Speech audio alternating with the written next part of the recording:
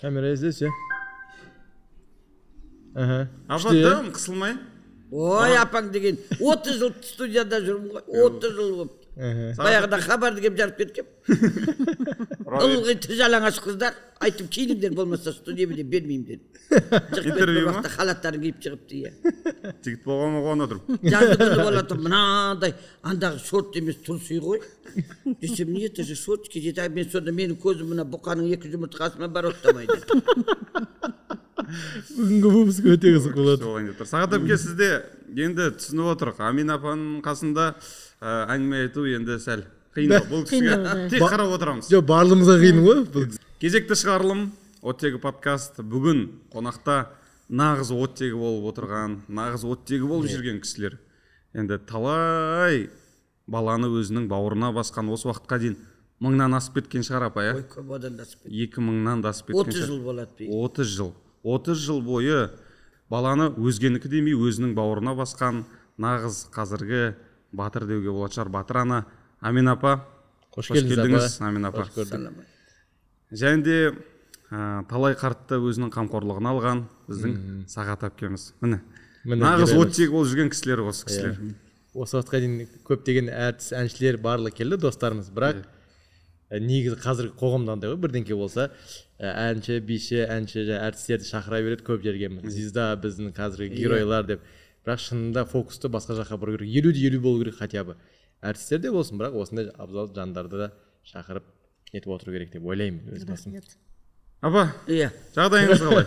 Алхамдулилля, менен күшті жағдай ешкімде жоқ. Ең күшті жағдай Алматыда, Қазақстанда менікі. Иә. Біз тек қуаныштымыз. Иншалла. Сіз енді білеміз, өте жаңа пысықсыз ғой енді. Қазір бірталай шаруа атқарып жатсыз. Әрең хабарластым ғой бұл кісіге. Бұл кісіге деген шығу үшін жаңа Санжар деген бауырымыз бар, апаның баласы. Сол кісіге шығып апаның қай уақыты бос деп. Апа, қазір енді не жаңалықтар болып жатыр жалпы өзіңізде? Қазір жаңалықтар көп, студияда недер уақыттарын жете ме жетпей ме қалған кесіп тесіп бірден істеп алатын шығасыңдар, бірақ жақсы енді алыңдар. Жаңалықтың ең кереметі мына біздің Қапшағайдың несінде, трассасында Жетігеннің поворотында бір жағында 23 гектар жер, бір жағында 4 гектар жер бар еді. Соның кезінде логотип 4 гектар жерді апашка алшы, соны тракторларыңды қоятын, техникаңды қоясын деп сөйтуші еді. Мен сендерге бірден айтайын, бәрің енді балам немересіңдер ғой. Енді қараңдар, Алла берген адамға береді. Алла беруші.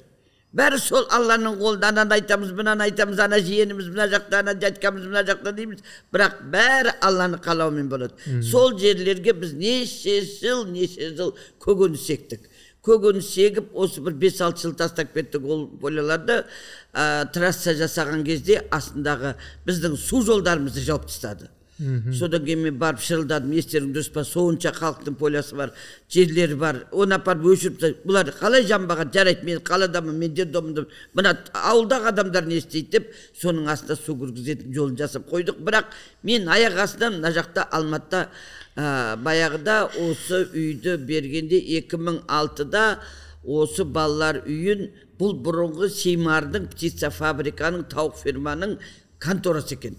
Офисі. Сол офистан үй жасап, бір күні өзі бір қызық. Анау неден полядан келдім. Өзім газел айдаймын еще. Сол Қарасудан өте бергенде ұйқы басып жатыр. Кетіп барады ұйқы, көзім кетіп бара жатыр. Таң намазы ол кезде ерте. Ораза еще. Сол машинаны газелді оң жаққа қойдым да, тоқта мен бір 10 минут ұйықтап алайын. Анша бала қайда қалады, еще подвалда тұрамыз ол кезде.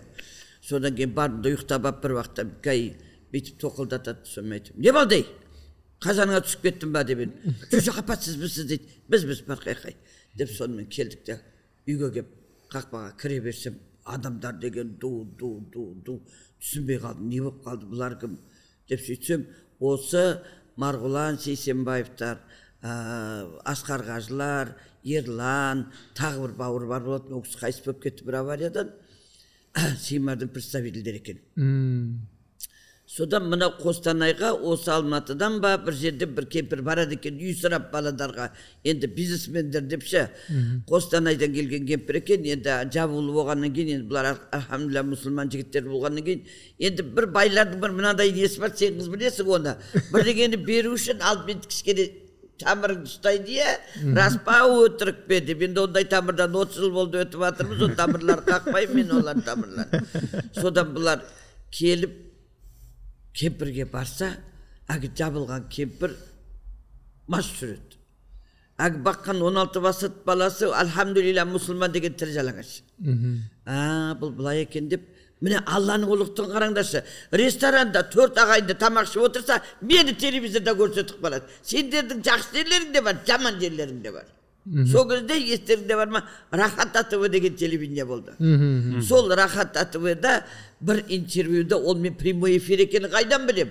Ей қазақтар, неғып шет мемлекетке бала сатып атырсыңдар, өлдіңдер ме, не деген сұмдық, жер деген кең, ел деген көп, шырылдамаңдар, ауылдарға ақшаны ауылға салыңдар. Ертең ауылдың бәрі көшіп кеткенде ауыл тірі жалаңаш қалады, бәрі қалаға кіреді.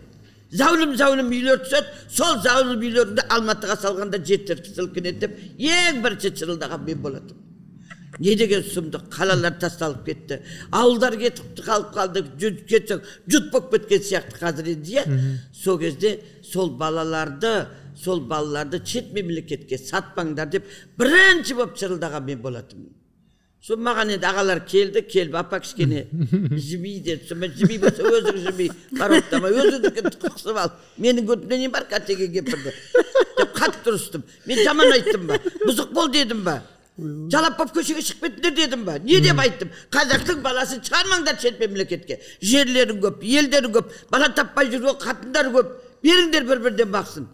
Бән әмина қарайма деп сөйтіп қатты ренжігем. Сол жылы сондай бір жағдай болып қалды да, бұлар келді де сол жерге мешіт салып беріңдерші балам дедім. Мешіт салып беріңдер деп еді, бұлар мешітті бастап, үлкен котлован қылып, 10 котлован қылып, енді салатын кезде бұлардың артына түсті, айтты, биттен оны айтсақ сөз көп, тағы үкіметтің бір жақ шетіне шығып кетті кемпір деп айтады. Содан бұлар шет мемлекетке кетті. Кеткеннен кейін анау котлован болып қалды. Соны мына біздің тұрған жеріміз Абай поселок қой. Соны птица фабрикасының ортасы. Содан ана жақтан бүткіл түрік ағайының, бүткіл боқсы деген әгіп котлован, мешіт салатын котлованға кеп төгеді. Оны көктемде күн осындай жылған кезде бір қойды әкеп, сол жерге асар жасап, әгі жерде Құран оқытып, әгі мұсырды шығарамыз. Не азап? Не азап? Оны елдер толтырады, біз шығарамыз. Сөйтіп жүрген кезде бір күні маған бір арабтар келді. Ну такие высокомерный, мұрын деген кеткен, бұлай болып, ішімнен ойладым, қазір мен саған суға апарып суармай шығарам, тұра тұр бәлем дедім. Біздің үйдің ішінде сол үйді берген Марғұлан Сейсенбаевтарға мен айтқам. Ішінде сол кезде жаңа сөзім аузымда, бұлар подвалға келді. Біз подвалда 7 жыл тұрдық Алланың қалауымен. Сол подвалдан бізді шығарып алған, осы қазіргі үйді берген сол Сеймардың бастықтары. Ана жерге барса анандай болғаннан кейін, сол кезде телевизорда, мына телевизордың бір кереметі, неде тамақ ішіп отырса, мен әгінде сөйлегені, соны айттай, біз басымыз істемейді екен. Біз апа Алматыда жүрсе, біз анау Қостанайда не істеп жүрміз деп сөйтіп келіп, сол үйлерді бізге берген. Сол берген кезде мен айтқам, балам, ішінде мешіті болсын, намазханасы болсын. Біздің балалардың бәрі намазхан. Біз отырған жерімізде намаз оқимыз. Поляда жүрсек те оқимыз. Қапшағайға кетіп барып жолда тоқтайсақ оқимыз. Біз намазымызды қаза қылмаймыз. Біздің Алладан басқа сенетін ешкіміміз жоқ, балам. Деген кезде соның іште қазірде бар, көрдіңіз бе екен, ана көрде, әп-әдемі 100 адам сиятын мешіт бар ананың ішінде. Оның кейін енді бір айтқаным бұларға, арабтар ана мешіт қалып қалды ғой, котлован болып. Сол арабтар келді. Сөйтсек Катардың посолдары екен бұлар. Катардың посолдары екен. Сон сөйлесек, қарасам, высокомерный такой. Соны ойлаттым, тоқтамай сендер бір жылатып алайын қазір. Дедім де, а кто-нибудь умеет Құран читать деп анау не переводчик сөйме айттым, ішіме көрсетіп саған Құран оққан. Құран оққан бізден қалған шығар деп. Петрухин, атығымен сол Артем. Артем оны біз кесіп, сүндеттеп Абдрахман қылып тастағанбыз. Сап-сары жігіт соны айтам, Абдрахман жібер дедім, за Казахстан, смотри, не дай Аллах, что-то будет, бытчыстығын шығарам. Анау Абдрахман деген отырып алып, басында аппақ тақиясы бар. Аузу биллахи мина шайтан ражим, бисмиллахи рахман рахим деп текен посолдың өзі дей бастады. Мұрныңа кірдіме дедім. Оның кейін құлқаллақатты бастағанда әйел жылады. Әйелден кейін балалар жылады. Баладардан кейін ана переводчик жылады. Мен де жылай салдым. Қойшы едім хат без хат екен деп айтпасын. Мамам есіме түсіп кетті ме? Бірден есіме түсіп кетті. Бір обидалар болып кетті ме? Сонымен анадан бәрі тоқтады. Мен тоқтай алсам ше десек. Сол үшін ойладым, өкпеңді бас қақпас не болды, мына халықтың алдында түстің деп, немене көзіңді көл қылып жылап атсың деп. Сөйтіп әгілер, не керек деп сұрады. Бізге со керек еді. Мен со күні Бақанастан, мен өзі водителім ғой, буксермен, жесткий цеппен КамАЗда кеп, ортаға кеп, лақтырып кеткеп, ішіндегі қайна анан ішінен ағып атқан май. Сол КамАЗ керек дедік. Сол КамАЗ керек деп едік, через 5 дней купим деді. КамАЗ центрге бардым, бастығына кірдім. Арабына КамАЗ, ты наоборот дешевле дай, әдемілеп бер деп, сөйтіп сол жерде бір КамАЗ әлі күнде бар, сол КамАЗды алып шықтық. Содан бұлар кетер кезде, вы попросите у нас что-нибудь большое, что-то вот такое. Біздің өзіміздің қалған ақшаларымыз қалып қалды деді. Содан кейін мен айттым, мешіт салып беріңдерші. Осы мешіт осылай болып қалды, қалып қалды, салатын адам жоқ, анау да келеді, мынау да келеді. Жылда балаларға обал, ананың астынан КамАЗ боқсудық шығарамыз. Бір күні бір басын кесіп саған қатын лақтырып кетіп сол жерге. Оны шығардық, милицияға берді, алып кетіңдерші, мынау не болған енді. Сонымен әгін бәрін тазалап, котлованың ішін бәрін тазалап, айбаттап, содан тоқта бұл арабтар жәрдем береді екен. Неге бұл 10-да 10 болу керек? Үлкейтейін. Ебін тапсаң енеңмен қалжыңда істепті екен дедімде, рабочылар питактан әкелдім де 30-да 30 қылып тастадым мешітті. 30-да 30 қылдым да апалық күні қойдым. Мен біз кезінде, совет кезінде осы жерде галантерей торг деген, сен есіңде бар ма екен, база болған. Біз сол жерде мен завскат болып істегем. Завскат болып істеп, енді ұйғырлардың көп спекуляцияда білесіңдер ғой. Сол кезде бриллиант, кілем, мынандай осындай кілемдер шығатын. Бәрі біздің қолдан өтетін. Сол кезде шешем жоқ қой енді, әкем айтады, балам алтын жиыңдар, көрінген нәрсе, мына киімді бір рет кисең, жуып қойсаң болды, сол бағаға сата алмайсың. Алтын қайда баса алтын болады деп, сол бриллианттардың бәрін жиып алдым да ақша тауып келдім де, ана арабтар келеміз дегенше мен ананың астын полностью жауып тастадым. О кезде ана сақалды вахабистер шыға бастады. Ана жерде бірдеңе, мына жерде бірдеңе, бір жаман сөздер шығып кетті. Мешіттердің астына кіріп алып шықпай жатыр екен, айтып айтыр. Енді кіріп сен әйел басыңмен, шық мына мешітте, сен вахабист екенсің деп айтқанша жоқ қыпты. Деді әгінің астына бір найман жігіт бар еді, Зайсанның, біз өзіміз Зайсандамыз ғой. Кіріп айтты, жігіт, ақшаңды чуть попозже, ана 30-да 30-дық асты полностью жауып бер. Жауып 0 қылып таста. Мен үсті ары қарай кетем деп. В общем, арабтар келгенде біз уже 0-ді құйып фундаментін көтеріп тастадық. Көтеріп, как раз КНБ-ге барып, ана мынандай часовой қымбат қой. КНБ-ге барсақ стройда бар екен, стройкада. Содан 5-еуін әкеп тұрып салып, ананың үсті трамбовать етіп. Анадар бізді көргеннен кейін айран қалды. Әйел адам, бір жағынан жетдом, бір жағынан мешіттің уже 0-ін көтеріп тастаған. Они поняли, что да, мына жерге ақша салуға болады екен. Деді де сол кетерінде, осындай неге барасыңдар Астанаға, Катардың посольствосында келсеңдер, әрқашанда ақшалар дайын тұрады. Деп сол өзім екі ортада инфаркт болып жығылдым. Самолетке ұшуға болмады. Сол пойызбен Санжарды қасыма отырғызып алам, екеуміз пойызбен барамыз, ақшаны аламыз, соны ақшаны бәрін мына жаққа байлаймын. Мына жерге байлап 70 мың 80 мың доллар келеді. Соны түк көрмегендей болып келем. Жаңа түскен келі құсақ. Аэропортта неде күтіп алады, железная дорогада. Сөйтіп 1-2 рет сөйтіп қиналып ақшасын әкеп жұмыс істеп жүрдік. Бірақ дұшпан ішімізде. Менің әкем марқұм айтатын, дұшпанды алыстан іздеме. Дұшпан кім болады? Сенің жегеніңді білетін, ішкеніңді білетін, тышқаныңды білетін, не кіріп, не киіп кір, сол дұшпан болады. Құйрығыңды бүйтіп көтерсең, астынан шығып тұрады. Таңдау білу керек, дұшпан ба, дос па, не? Біздің дұшпанымыз өзіміздің ішімізден шықты. Сөйтсек, ана Катардан келген ақшадан біз біреуге бөліп тұруымыз керек екенде. Оны апаң қайдан біледі, дүрілдет, мына жақтан алып, Санжар кеттік дейм, мына жақтан керпіші бар, мына жақтан анасы бар, мынасы бар. Демнің арасында біз көтеріп алдық. демнің арасында 30-да 30 мешітті көтеріп тастадық. Төбесін жауып тастадық. Содан бұлар кетті. Біз кетеміз деп кетті. Содан мен Санжарға айттым, Санжар, что-то не то. Бір шайтан арамызда өтіп кетті. Бұлар бізге түсінгісі келмейді. Мен де еркек мінез қатымын, мен де басым дейіп айтады. Мешіт салсаң өзің үшін саласың, менің әкемді үйін салып беріп жатсың ба? Халық үшін салып жатырсың. Дедім де кетсе кете берсін деп едім. Ровно 4 күннен кейін бұлар хабарласты. Мы ошибку допустили деді.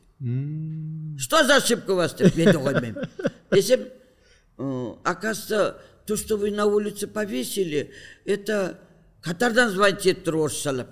Это, оказывается, паспорт объекта. А мы думали, вы деньги просите дейді. Соны өзіміздің ана қазекем ана апа ақша сұрап жатыр деп ана паспорт объекта. Ол без паспорта объекта фактически работать нельзя. Ол не салынып жатыр? Бұзықхана ма, кафе ма, ресторан ба, больница ма? Сол строится мечеть, орталық мешіттің иесі солар, мына жағында салып жатқан фирма. Там слова амина нету. Соны Амина апа ақша сұрап жатыр дегеннен кейін ана Катардағы келгендердің арттарының боғы қайнап кеткен. Біз беріп жатсақ, мен де болса қайнайды дедім. Біз беріп жатсақ, тағы бұл қатын вывесканы іліп тұрып ақша сұрап жатыр екен. Дегенде бұлар кетіп қалған. Кетіп қалып 4 күннен кейін бұлар былай істеген. Неден Нұрмы Барактан жігіттерді жіберген, түнде келіп паспорт объекттан түсіріп бұны арабшалап перевод жасап Катарға жіберген. Сөйтсе ана жерде Амина деген сөз жоқ. Соны бұлар қайтадан қайтып келейік, давайте мы будем строить, дальше продолжать будем деп текен. Мен мүмкін рұқсат беретін едім, өзім бір жыным сол кезде ұстап қалды ше. Алла тағала соған келістіріп тұр ма екен. Мына жағымда бір мас әйел келіп апты, 2 баласы бар, әлі күнге дейін бар. Келіп апты мас билейді. Ана қақпас мені көрмей тұрғанда баладарымды әкеліңдерші, бір искеп алайын. Бұлар ішкен кезде ана балалар естер түсіп кетеді. Деп текен, қақпасқа ренжігем жоқ, ол қақпастың ешесін естіп жүрген кемпірмін ғой. Просто неменеге ренжідім? Ана бізде ұйғырларда бір мақал бар. Битке ренжіп, тонын отқа тастапты деп. Қазақта да бар ал, ол битке ренжіп деп. Сол ана алқаш қатыға ренжейм деп, ана арабтағы вы идите, говорю, к себе матери, жили без вас и без вас проживем. Не надо строить. Что вам это, бабушкин двор, что ли? Или мне дом строите? Деді мен өшіп тастадым. Апа, ол кезде мешіт қанша пайызы соғылып? Ойбай жабылған. Уже нелер қойылып болған. Куполдары бәрі только евро қалған. Іші ғана қалды. Иә. Содан ақ жерде бұлар кетті. Анда сөзбен кетті. Мен қалдым, оған коронавирус болып кетті, айтып кетті, битіп кетті. 2 жыл тұрып қалды мешіт. Содан кейін енді не істейміз бұны деп, күнде дұғарса, күнде мешітке кіріп жылайым. Бір күн әкем түсіме кіріп айтады. Балам, мына жерде адам көп болады, мына мешіттің кішкентай болады. Мен бұл мешітке қайдан адам табам деп жүрмін де. Артымда 64 гектар жер емес, 64 гектар жер Симардың птица фабриканың ортасы. Оған мен анау Зайсаннан бұқа келем, Өскеменнен жылқа келем. Менің бір пастбищамда 64 гектар деген жер. Аз жер емес қой, бір жайылым кәдімгідей. Ақ жерде мал бағам. Одан қалса тауға кеп бағам.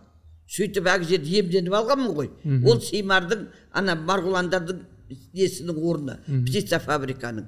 Сөйтіп әкем түсіме кіріп, балам, навес сал, мына жерге адам симай қалады. Дейді, соны ішімнен ойлаймын, осы өлік баса да тынымсыз. Ол келіп алады екен, не деген оңбаған кісі деймін да, өзі тынымсыз кісі болатын. Сол артында ағы менің мал бағып жүрген жеріме үйлерді көрсетеді ше. Әдемі үйлер. Қазір сол үйлер бар ғой, сол түсті ғой сол үйлер. Содан кейін прорабым бар орыс, осы мешіт салған орыс. Тегінде Шымкентте бір прораб кепті екен, ол сол кезде 500 000 теңге зарплата, 3 комнаталық квартира, көп нәрсе сұрады. Сонымен ондай нәрсеге мен жағдайым келмейді балам бұл мешітке. Менің әлі спонсорым да жоқ деп сөйлеп едім. Бір орыс тұр. Сонымен а Васька, ты что стоишь? Да я не Васька, я Сашка. Да ладно, хрен с тобой, Васька, Сашка, какая разница? Иди сюда. Десем, вы не помните меня, вы когда у Новкадилова за складом работали, я у вас работал ПМК прорабом. Ой, как раз ты мне нужен, кел андағы көттен шөлгі сүйіп қоян, кел, айналай маған прораб керек. Содан әңгіме сөйлесіп, ана Чымкенттің прораб 500 мың сұрады, мынау 120 мың сұрады. 120 мың, сөйтсе бұның 2 күн істейтін өзінің бір орны бар екен. Ана немене пенсияға масанжар, пенсияға істейтін жер бар екен. Соны айттым, давай голову не морочь, 100 тысяч хватит. 120 уже много жирно будет. Деп сонымен қалды енді проект күшті екен. Соны мешіт сол екеміз салдық. Соны шығарып алдым да, мешітте боқтамайым, сыртта шығарып боқтаймын дедім, мешітте алланы үй қойын боқтайсың ба? Шығарып, иди сюда дедім. Вот давай навес будем строить. Енді әкем түсіме кірді, айтты, бүйті деп айтпайсың, мына жаққа үй түседі десең. Күледі ғой мына бабка чөсіліп деп. Соны ақ жерде тұрып, навес надо строить деп. Ну нахера навес, еще мечеть не кончился, мечеть спонсора нету, а нам надо. Что говоришь, Аллаху нету, то и будет, заткнись. Давай навес будем строить деп, жүгіріп барып бір ұйғырлардың несі бар анда, базасы, металла база, содан барып материал әкелдік. Қазіргі сол навес сыймай жатыр сол жерге. Ана оразада, былтыр оразада елдер палатканы алып, мен үйдің артында мен пысықпын ғой, көң жиып қойғамда еді, керек деп, сол көңнің үстіне барып оқыпты. Адамның соншалық почти 5000 адам сол жерге сияды. Анау навес деген бір керемет болды. Ай, мен тағы бір жаққа кетіп қалдым, не деп айтып кеттім? Өте дұрыс айтып отырсыз. Сондай. Ай, бір кесе бір су беріңдер мен. Суды алып бере салыңыз. Суық су бер. Менде сахар аузым құрып тұрады постоянно. Апа, Васькаға рахмет деймін да. Жоқ, ол Васьканың еңбегі бір бөлек. Бар әліңгідей Васька. Бар ма? Иди сюда десем, жүгіріп келеді, что случилось? Білмеймін, Васька. Жоқ, ол кісі енді, қараңыз, қазір енді Аллаға шүкір, 5000-ға жуық адам сол жерде намаз оқып отыр. Сол жаңағы бір ішінің аяқталуы қалай болды? Иә, тура айттың. Екі тағы Ай, неде, маған бер. Ана студияға көрсетпеңді, ана қақпа су ішіп жатыр деп айтпасын. Жоқ. Оқы қойсың. Жоқ, қойма, оразада су ішіп жатыр дейді. Жоқ, сіз енді Жалпыста. ауыр жүрсіз ғой, денсаулық. Микрофон жетпей жатыр ма? Ана тұрып қалғаннан кейін түсіндім, арабтар кетті, артына кім салды? Иә. Иә. Өте күшті болды. Жарасыңдар бәр жет. Амин. Сонымен, апа...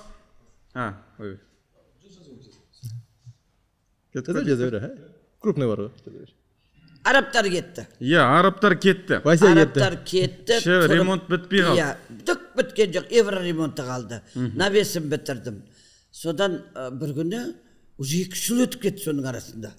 2 жыл коронавирус болды, өзбектерім кетіп қалды, бір рабочийім жоқ. Бұл жерде қазақ жігіттерден ешкім специалист шықпайды, сұрасам бүйтіп сұрайды, аузынан тығып тұрып. Содан кейін бір күні қай жерден бір жерден келдім да, мешіттің ішіндегі кабельді бір түрік баласы, өзімізді көрші бала. Мынандай кабельді жұмыс істеп жатқан кезде, о кезде кесіп апты, отрубил он. Қалай тоғырмаған? Мен шаршап, қаным ашып кеткен бе, рубильникті мен жауып кетуім керек қой, ұмытып қаптым. Сол под напряжением қайта ұрмаған. И милиция ұстап әкеп тұр да, қолында үлкен немене. Кесіп алған кабель. Сон милицияға айтып, машинаға кіріп отыра тұр кішкене. Дедім, ана чөпчігінен ұстап алдым да, мынау тегінде, мына печатка әкем маған сыйлаған, мына жерде Аджыбаева Амина деген несі бар. Мынау бұрынғы біздің аталарымыздың мөр дейді бұны.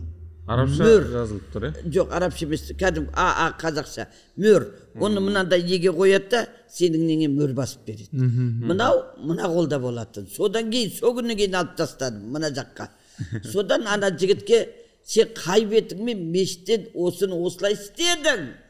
У тебя что такой, ты духовистый, что ли? Давай поговорим, дедім де, милицияға айттым, ана істе кіріп отыр дедім. Шықпа.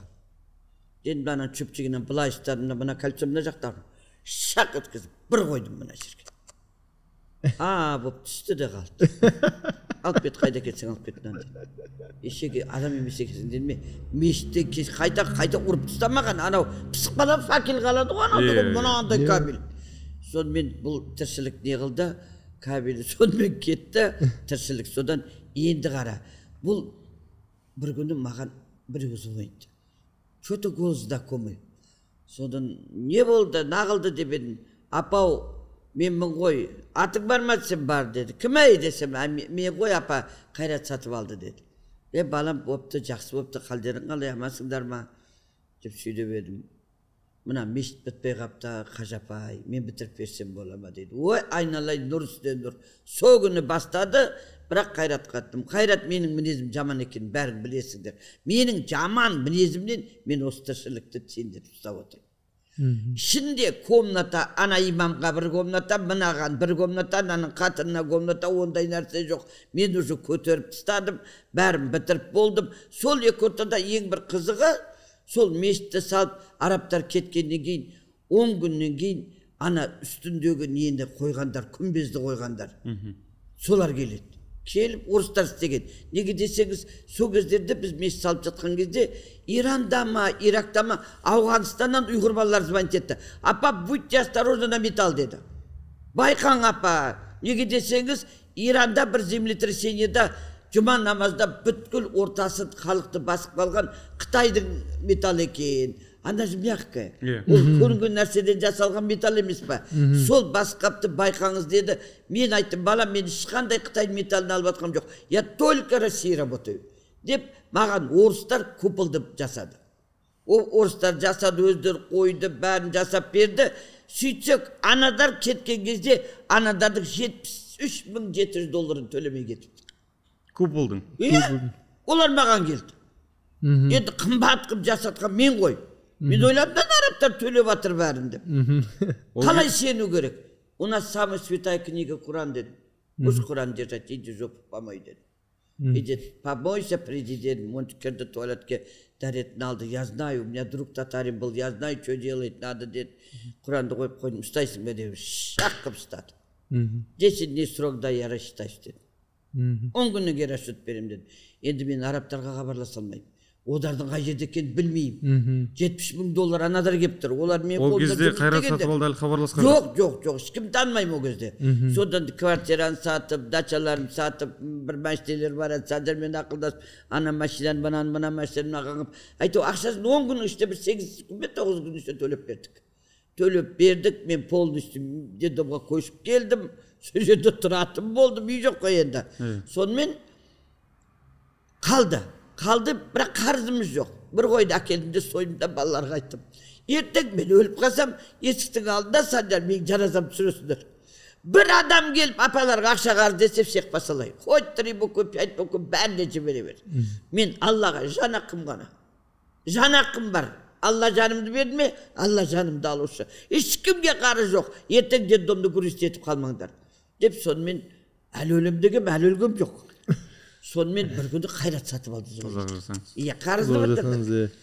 қарызы бітірді, Қайрат звонит, Қажапай, қалыңыз қалай, анау мынау деп сөйтсен кейін, апау, осы мешітті мен салып бітірсем бола ма деді. Ой, жаным сала ғой, ең қымбаты қалды дедім. Қайрат, ең Евроремонт деген қымбат дүниесі. Бір минаретті біз көтергенбіз уже. Жартысына дейін, Санжар, жартысына дейін көтеріп, 4 минареттік астық құйды. Соның кейін бала мен 1 минареттік мешіттерді не понимаю. Қазақтың, ұйғырдың мешіттері 4 минареттік, 4 қыбланың есептелу болу керек. Дедім де, іштәрсені өзгертпейсің, даже ішіндегі туалетті өзгертпейсің. Деп едім, болды апа деді. Соны іштәрсеге өзгертпеймін деді. Соны мен керемет қып тұрып, Евроремонтты бастап кеттік. Бастап кетіп, енді менің айтқанымда істеп берді. Сол бір күні имамның комната салып қойғам. Кәдімгідей комната үлкен. Сол ойлайым, бұл шешек неге бұл жерде сондай үлкен комнатада отырады. Дедім де Санжарға айттым, 5 рабочий бер. Таң атқанша мен бітіріп келем, үлкен прожекторды қойдым да мынандай. Таң атқанша ана стенасы өзгертіп жібердім. Стол, 5 адам кіреді, өзі отырады, видеолар тұрады, ана стол. Болды жетпей ма? Қалғанын бәрі халыққа аяқ киім қоятын полка жасап тастады. Кең болып кетті іші. Ішінде, менің мешітімнің ішінде бір комната жоқ. Кіре берсе фойеда, имамның бір комнатасы, кірет шығады сол жерден, ары қарай туалеттері бәрі. Енді тегінде намаз кезінде әйел деген затты ер адамдар көрмеу керек. Қазір қарасаң, мынандай ұқпайсың, шашы жалбыраған қатында жүреді, бүйтіп жүргенде жүреді, мынасында жүреді. Менің әйелдер артынан кеп, артынан шығып кетеді. Айтшылап еркектердің алдында келуші болмаңдар, аяқтарын шағап. Біледі. Келді, балаларының отыратын жері бар. Бөлек. Иә, енді намаз оқимын деп тұрса, енесі де, қазір енелерді білесің ғой, бәрі алып кет өзіңмен бірге. Бөлек комнаталар бар. Әйелдер кіреді, Санжар, екінші этажда намазын оқиды, душына дейін бар, туалетіне дейін бар, бәрі бар. Шам шем десең, бәрі әгінің ішінде. Керемет енді ананың іші. Қазір қыздар сабақ беріп жатыр. Неге баладарыңда келесіңдер шулатып десем, мамаларымыз, енелеріміз рұқсат бермейді, бірге барыңдар дейді, бопты дедім. Мен қазаным ішіне түсіп кеттім, мен медресе істедейім бар. Соның бәрін евроремонтын бітіріп, өткізіп, қолыма кілтін өткізген, бірақ өткізетін кезде Қайрат балам болмай қалды. Ана жақтан бірақ шықты. Қазіргі күнде міне неше жыл болып қалды, сендер 2 жыл болып қалды ма? Әлі дейін бір намазында, бір дұғада, мысалы біреу бір қоя кеп отырса, дұғаны жасап, сол кісілердің қайтыс болған туған туысқандарына, ата-аналарына, ата-бабаларына дұға жасап болғаннан кейін, ең ақырында мен балаларға дұға жасаймын. Жақсы болсын, ислам имани болсын, 5 уақыт намаздары қаза қылмайтын, ертең елімізге, халқымызға қызмет ететін ерлер қыздар болсын деп оқимын да, ең артында осы мешітімді салып беріп қолыма кілтін өткізген Қайрат сатып алды балам, аман есен түрмеден шығып, сонау Байқоңырда орыстардың церковінің қасына екеуміз мешіт салмақшы болғанбыз. Ақ мешіт. Байқоңырда сол кезде Қайрат айтқан, апау, что-то рұқсат бермей жатыр. Ана әреді өткізіп едік қой, әлі уақыт біткен жоқ қой. Содан кейін мен айттым, берем дегендерге айтыңдаршы, мен Москваға, мен бұрын Москвада тұрған 5 жыл. Мен Москваның келіні болған, менің күйеуім татар болған. Мен барып көп болды Москваға, бармаған бір дырылдатып шығайын Москваны деп едім. Қайрат звонит, апа, Москваға келме, бармай-ақ қойды, бармайтын болдыңыз, уже рұқсат қағазын беріпті деп. Рұқсат қағазын. Енді сол Байқоңырда мешіт салсақ деп едік. Байқоңырда мешіт жоқ деп естігенбіз. Сол ғана арманымыз қалды, енді Алла нәсіп қылып балам шығып қалса, бірінші поездка сол жақ. Енді аяқ астынан сондай бір сынақ. Былай ойласаңдар, пайғамбар Мұхаммад саллаллаху алейхи қандай сынақтарда болды? Балалар өлді, қайтыс болды, не көрмеді? Намаз оқып жатқан кезде басына анау жексұрындар келіп, малдың боғына дейін төгіп кеткен. Құдайға шүкір, мен көшеге шықсам 5 айдың үшеуі саламағалейкум апа келе жатыр дейді. Ол да бір құрмет. Ойбай қызым, шынында Францияға апарам дептіге, Францияға таңертең кіріп кешке шығып кеттім. Ол Франция баратын жер емес. Ол Франция кең үй емес. Ол бір керемет жер емес, бір темірмен қастағы сасып қалған су. Соған барады екен. Одан да Қазақстандағы еліңдегі бір жетімнің басын сылап, бір жесір қатынның тіршілігіне барып, кемпір не жеп жатырсың? Бүгін мына бір тауықты әкеп берейін, мынаны қазаныңа салып берейін, көбігін алып сорпасына тұз салып берейін, осыны бір тойып тұрып ішіп ал деуге болады ғой. Оған біздің ана сезіміміз жетпейді. Францияға баруымыз керек, анда баруымыз керек, мұнда баруымыз керек. Дегенде халықтың жағдайын ойлайтын қазіргі күнде мына біздің неміз қазақша не дейді поколение дегенде? Ұрпақ. Бізден кеткеннен кейін мен өте қорқам. Қиын, жан ашу. Жастарға сенбейсіз ба? Жастарға сенбейтін жерім көптерінен. Бұларға да обалы, қолдарында бір шайтан гүл жүр. Мен президентпін, мен миллион ақша ұстаймын. Менің ұстаға соткамды қарашы. Кішкентай ғана екі Nokia. Ол да магазинде сатпайтын болып қапты. Тауып алам ғой мен, бұғыдан болса да. Бірақ көбі сондай болып кетті. Қазіргі енді көп мынадай әйелдер, тәтелер келеді, келіні мындай болып кетті, мынау мындай болып кетті дейді. Не дейді мынау? Сана сезімнің жоқта. Үйдегі әке шешенің анау ертең мынау байға тиеді, мынау біреуге келін болып түседі. Мынау біреудің шайын қайнатады, біреудің отымен кіріп сумен шығатын қыз болады. Соған дайындайын деген жоқ қой. Ажырасып кеттің бе? Ой, елің бәрі ажырасып жатыр, келе сал. Жетім қайдан пайда болып отыр? Мен кімді бағып отырмын? Қазақстанда не, соғыс болып жатыр ма? Әке-шешесі соғыста өліп па? Тірі жетімдер көбі. Неге тастап кетеді? Шешеде, әкеде иман жоқ. тұрып жатыр ма? Ана үйдегі үлкен кемпір айтпайды, жаның шыққыр, отыр, ана баланы жетіп қылдырма. Ана бала бұлай болып қалмасын, ертең жетомда тентіреп кетпесін.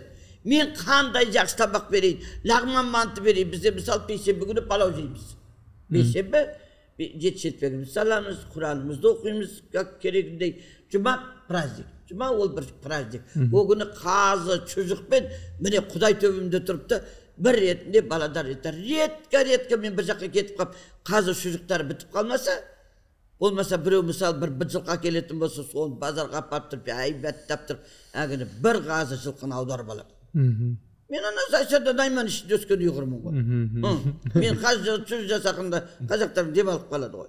Қара бұрыштап тұрып, әдемілеп тұрып, соны қоямыз да, Санжар период дегенде біреу екеу шөне әкеп береді, пісіре саламыз да, астына кәдімгідей, даже кеспені мен лапшаны қолдан жасатып кеспені. Қолдан жайытып, 10 жайым, 15 жайым нүшті, сен қорып ақшалып отырсың ғой. Өліп атқан жоқсың ғой. Жай баладар жесін. Сол үшін әгіміз оразаларға барғанда, ой, бүгінгі бешбармақтар ешкірісті. Шабазың үнді бе, берген жемейсің бе? Десем, ана үкіметтің қамыры ғой, апа дейді. Сондай. Бірақ енді апам айтқысы келгені, қанша жағдай мықты болса да, қанша тәтті тамақ жесе де. Иә, анау жаман алқа шешесі мас болып түпілетіп тілін шайнап тұрса да, мама деп қасында тұрады ғой, жүрегің ауырып кетеді. Соны ана әйелдерге ренжімей, ай бір айында жылында бір рет келесіңдер. Хотя бы сол ана шайтанның сірігін ішпей, тап таза болып, ана баланың көңілінде бір анам деген бір нәрсе қалу керек қой. Кейбір балалар болады, жаңа Санжардың айтқанда дұрыс, кейбір балалар болды, біз келмесін, жоламасын, көргіміз келмейді дейді. Ол бір қатыгездік. Қатыгездіктің бір түрі ол. Содан кейін өсе жете, ол сол қатыгездік сол балада ондаласып қалып қалады. Сіз оған қарсысыз ғой, Қарсымын. Баланың да кінәсі жоқ бүйтіп қарасаң енді. Баланың да кінәсі жоқ. Бала енді мас болмай, сап-сау болып, бір келі кәмпитін болса да әкеп, бірдеңесі бізде кәмпит деген жетеді. Қазір мал қорада менде кракет көп. Ис шығып кетті, кракетті сиырға езіп беріп жатыр. Ит о жемейді дейді. Сиырларымыз жемей тұр дейсіз ғой. Енді көп қой. Аллаға шүкір. Оның кейін халыққа продукт әкелме десең ренжиді. Бұл кемпірге ақша керек дейді. Мен ақша болса өзім барып сатып аламын, свежий. Олар барады да, базарға барады да. Мен барайық деп детдомға продукт әкетіп барамыз деген базардағы қулар не істейді? Ана тұрып қалған, складта қақайып қалған, еріп қалған бірдеңелерді зу өткізеді. Анау 10 дүниедегі бір пайғамбарымның несен әкелгендегі әкеледі оны. Бүйтіп сұрағына қарасақ өлген дүние. Бізде продукт өте көп. Енді бұл жерде басқа бір детдомдарды бірдеңе деп айтуға болмайды. Мен өзім тұрғаннан кейін, мен қасқыран жерде тұрғаннан кейін кім біреуі. Мен мысалыға 20 жылдың алдында, 30 жылдың алдында ең бірінші, неден бастадыңдар деп неге сұрамайсыңдар, неден бастадыңыз? Сізді бөлуге қорқып отырыңыздар ғой. Бірінші барған кезде 90 жылы мен неге барғам? Бір оразада тегінде осы Алматыда аэродром көшесінде үйде бірінші болып асхана ашқан менмін. Асханан. Күйеуім Қытайдың үйгөр болатын. Әкем 91 жыл қайтыс болатын кезде сені бай алмайды. Сенің мына характермен бір еркек сені қасыға келіп қолын ұстай алмайды, балам. Мен сені бір қате істегенім, ұлым менің балам деп, әбден мен сені еркек адам сияқты. Енді айтып отырмын ғой, сол кездерде, мен әкем бар кездерде 5 камаз, 6 камаз пиязды тиетіп, Новокузнецкке апарып сатып келетімін. Барып рекетерлермен сөйлесіп, мынау Алматыдан келген, мен әкелдім. Дейтімін, ана ақшаны деген бейтіп тұрып, байлап тұрып, мына жерге бәрін байлап тұрып, абықес сол жердің абықесі, мен самолетқа апарып отырғызып қояды, мен оған салам алейкум деп $200 береді. Алматыға келгенде өзімізді қазекеңдер күтіп алады, апай дейді, бір машина әкелдер, мен кеттім, деп сонымен шығып кететімін. Сонда сол кездерде, сол бірінші бастаған кезде, мен ең бірінші қиналғаным, сол ораза ашқанда, біз жауып қойдық асқанан. Жауып күйеуім бәріміз демалуға кеттік. Ол кісі Қытайға кетіп қалды, туыстары Қытайда бала шаға 8 баласы бар. Мен Алматыда қалдым.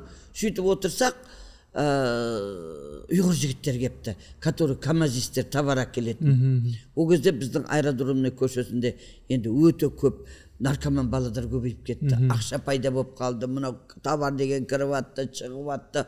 Сол уақытта сол ақшаның несінен біз ораза кезінде жауып, мен 7-8 қыздар бар, бәрін жұмыстарынан еғіп, бір кілем, ол кезде осындай кілем модный, бір кілем алып беріп, үйлеріңе барып демалыңдар деген кезде Қытайдан келген ұйғыр балалар айтты: апа, біз қалдық оразаға, 30 күн шыға алмайды екенбіз, әкелген товарларымызды қойған үйлеріміз сенімсіз болып қалды. Анау бар ғой. Біз қалайық, бірақ сіз сәресті істеп бермесеңіз де, бізге хотя бы кеште ауыз ашарға не жасап беріңізші, тамақ деді. Сол 1-2 қызды шақырдым, жағдай жақсырақ қыздарды шақырып, қолдан әдемі келетін. Мен айтым, шашлычекті мен жіберіп тастадым, Қытайға кетіп қалды, мен үйдің тамағын жасап берейін, лағма, мантыларын жасап берейін деп, сөйтіп қыздарды шақырып, мен 30 күн оразада жұмыс істегенде, ана Қытайдан шыққан ұйғыр жігітке айттым: балам, бұл ақша харам. Неге харам? Ораза кезінде асханалар істемеу керек деген бір ұғым болды да сол кезде. Істемеу керек. Енді бұдан түскен ақшаны қай жерге апарамыз? Шошқа базға апармайсың ғой. Сол мен тұрып айттым: онда бір жетім балалар үйіне апарайық. Жетім балаларға берейік осы садақасын деп, ораза бітті, 3 күн, ертең айт деген күні бүткіл ақшаны жисақ, газдың ақшасы бар, светтің ақшасы бар, ана 2-3 қыздың зарплатасы бар, еттің ақшасы бар деп, бәрін есептеп санаған кезде менің қолымда таза $10,000 ақша қалады бір айда. Сол кезде 91 сол ақшаны алдым да, жақалтама салдым да, екінші Ақсайдағы жетім балалар үйіне бардым. Ол кезде әлі өзіңізде ойда жоқ. Жоқ, енді закат беруге бардым ғой. Енді бір несі, менің ең бірінші қиналғаным қазақтың балалары көп екен. Өзімізді қара көздер. Оның кейін екінші қиналғаным қазақтың баладар қазақша сөйлей алмайды. Шығып бара жатсам: матушка, в следующий раз хлебушка много, принесите, кушать принесите, печенье принесите дейді. Шайтан мына жерде екен да дедік. Сол кезде апалаң топалаң бөбек мына жағынан қырып, мына жақтан балалар кетіп, мен мына жақтан шықтым, айдақар болып, бала бергізбеймін, үкіметтің баласы сатқызбаймын деп мен шықтым. Енді дұшпан деген теріп алдым. Бәр дұшпаның менікі болды. Мынау да, анау да бәр менікі. Ана қақпас деп шықты. Сөйтіп сонымен әгі детдомнан бастап 1-2 жыл сол детдомға мен жақсы жәрдем бердім. Отоплениесі нелеріне дейін жасап, енді көп, Құдайға шүкір, Құдай көріп тұрыпты. Содан бір күні мен өстіп, сендер телевизорларың, телевизорға шығарып қалды. Телевизорға шығарған кезде неліктен бұл балаларды қарап жүрсіз дегенде, мен айттым: Алладан қорыққанымнан, қыздарым кішкентай өзімнің, жағдайларымыз жақсы, өзімізді қолымызда осылай күніне 10 қойдан сәсік шығарамыз, 10 қойдан. Мына қол деген көп болып кетеді. Одан кейін ана қолымда 2 жастағы қыз, іште анау 40 неше жастамын мен сол кезде. Ақырында 2 қызбен сол детдомды 2 жыл бақтық. Бағып, ол детдомды бағу үшін көкөніс керек болды. Помидор, огурцы, ана мынауын бәрі керек болды. Малыбайдан 50 гектар жер алдым. 50 гектар жер алып сатып алғам жоқ, арендаға алдым $5,000 алып. Иә, көкөніс егіп, осы жетім балаларға, демек химиясыз, селитрасыз, басқа дәрісіз алып шығып берем деп шығардым, бердім. Бірақ 2 жыл жұмыс істейміз дегенде, ана ағаның аппетиті өсіп кетті, жердің иесі. Сөйме айттым: салама алейкум. Әлі күнге дейін Амин апаның жер деп айтады екен, халық сол мен істеген жерді. Иә, сонымен шығып кеттік. Содан кейін бұл баладардың ішінде бір телевизорға мен шығып қалдым. Сол детдомның 50 жылдығында мені көрсетіп қалды, генеральный спонсор деп. Содан кейін генеральный спонсор болып шығып сөйледім, айттым: қазағым, айналайын, кішкене жан-жақтарға қарасаңдаршы, жауымыз қасымызда тұр, неге баладар мына балалар үйінде жүр, сен қатындар не істеп жатырсыңдар, енелер не істеп отырсыңдар деп мен қатты сөйледім. Сонда 3-ші детский дом дейді, ол бір умственно отсталый детский дом, мына неда Бегалинда, сол детдомнан маған балалар келе бастады. төртеу, бесеу, алтау, жетеу. Содан баяғыдағыда әкем тірі кезінде айтатын, ақшаң бар ғой балам, естеріңде болсын. Бірдеген сөйлегенде ойлап сөйлеңдер ұқтыңдар ма? Ойламай сөйлегендің біреу мынау менмін. Ақшаң көп қой балам. Бір екі ұл асырап, екі қыз асырап алсаңшы, сені бай алмайды. Мынау характерімен қандай бай шыдайды, сені сөгін асыл өліп қалатын шығар ол жігіт. Айналайын, екі бала, екі қыз. Хотя өлгенде саған дұға жасайтын. Міне мен ақмақ басым сені ұл бала сияқты өсіріптім де, бетіңнен қақпай, енді кеп отырсың, я қыз емес, я еркек емес, я біреу боп жүрсің ғой деді. Соны әкемді мазақтаймын деп енді, мама ерте қайтыс болып кетті, мен әкеммен как два мужика жили. Ой, дада қызық екесің ғой, екі бала, екі қыз. Сөз болып қаппа, 15 бала бағам десем, әкем марқұм, я Раббым Алла, осы баламны қызым демейтін, осы баламның айтқаны келсін. Я Раббым 15 емес, 20-ны да бақсын, 50-ді де, 70-ді де бақсын деді ғой. Алдыңғы жылмағы 71 бала болып кетті. Сонда боттадай бозап жылады. Сол кезде қабыл болған екен да. Ең бірінші баққан балам 15 бала болды. Сол 15-дің үлкені қазір Санжар Нұржан неше жаста? 42-де. 42-де. Уже немерелі болған балалар бар. Сондай. Тағы немен айтып жүрдім, қайда кетіп қалдым? Өте дұрыс айтып отырсыз. Су беріңдер. Дұға тілеген кезде абай болу керек дейсіз ғой. Абай болу керек. Енді Құдайдың мейірімі шексіз ғой, сұраған нәрсеңді береді ғой. 71 бала келді. Сөйтсек, ана милицияның әкелген балалары Қарақалпақтың балалары екен, контейнерде анда-мында жүрген балалар екен. 4 баланы алып келген? 4 баланы алып келді ғой, иә? Сол кезде ше? 4 баланы алып келіп, сізде ол кезде бала көп болып, сонымен біреуі... 3 баланы әкелді. 3 баланы әкеліп, үшеуі орыс. Иә. Апа қалай істеп? Таудан келдім. Таудан келдім де түнде осы 2 жылдың алдында, иә, Санжар, орыс. Сол келіп, ана сақырым бар емес пе, тез тамақ ішуім керек, дәрім ішімде тамағым ішіп алсам, 2 милиция жігіт кепті. Ой, апа, саламағалейкум деді. Уағалейкум ассалам, отыр тамақ ішіңдер. Десем, апай, мына 3 бала далада қапты, алып кепті екен, енді бұлар үйге, түнде әкеме үйлерің апар, қатындар бар ғой, апармадыңдар ма? Деп едім, әйелім деген бұл талқан боп немене көрінді, енді даладағы балалар да келесің бе? Ана Амин апаларың апарыңдар, я же как дежурный, это рота, начальник. Деді, содан кейін, мен де айтпаймын, мен мешіт салып атырмын. Мен мешіт салам ба, бала жиям ба, тұра тұрыңдаршы, мына 30 қаншасын бағып атырмын. Бітіріп алайыншы мына мешітті, оны кейін бәрін әкеп тастаңдар. Деп едім, апай, бүгін апаратын жер жоқ деп, екеуміз милициямен қырылысып атырмын да, тамақ ішіп атырмын. Ақ жерде 4 жастағы орыс бала, әже, апа, біз қайда барамыз, түн болып кетті ғой. Апа, деп бірдеке дейді. Мына орыс қой. Десем, орыс дейді. Бұл қазақша беріп атыр ғой. Десем, апа, қазақша тақпақ айтады екен. Бұлар Талдықорғанның несінен екен, детский домнан. Содан біреулер үшеуін, енді бөлуге болмайды ғой. Үшеуін бір үйде бағып аламыз деп бағып алған екен. Ана 2 двойняшка, бір ұл, бір қыз 4 жаста, маған келгенде. Анау 2 жаста, кішкенесі. Сонымен бір қазақша сөйлеген үшін алып қалдық. Ой, болды, бара бер, болды, қалды баладар. Ой, жаным деп жуып, шайып, содан осы жерде бір семья алып, баға алмай, милицияға кеп тастап кеткен екен. Ол балалар жүр ма қазір? Бар, содан нағын бағып қағып. Бір уақытта таңертең Санжар келіп, ой, кинозвезда, поздравляю дейді. Ой, не қып қойдым тағы. Десе, бүткіл интернетке шығып шулдабасыз ғой. 3 баланы алыпты қазақ тілін, орыстардың қазақша сөйлегенінің құрметіне деп.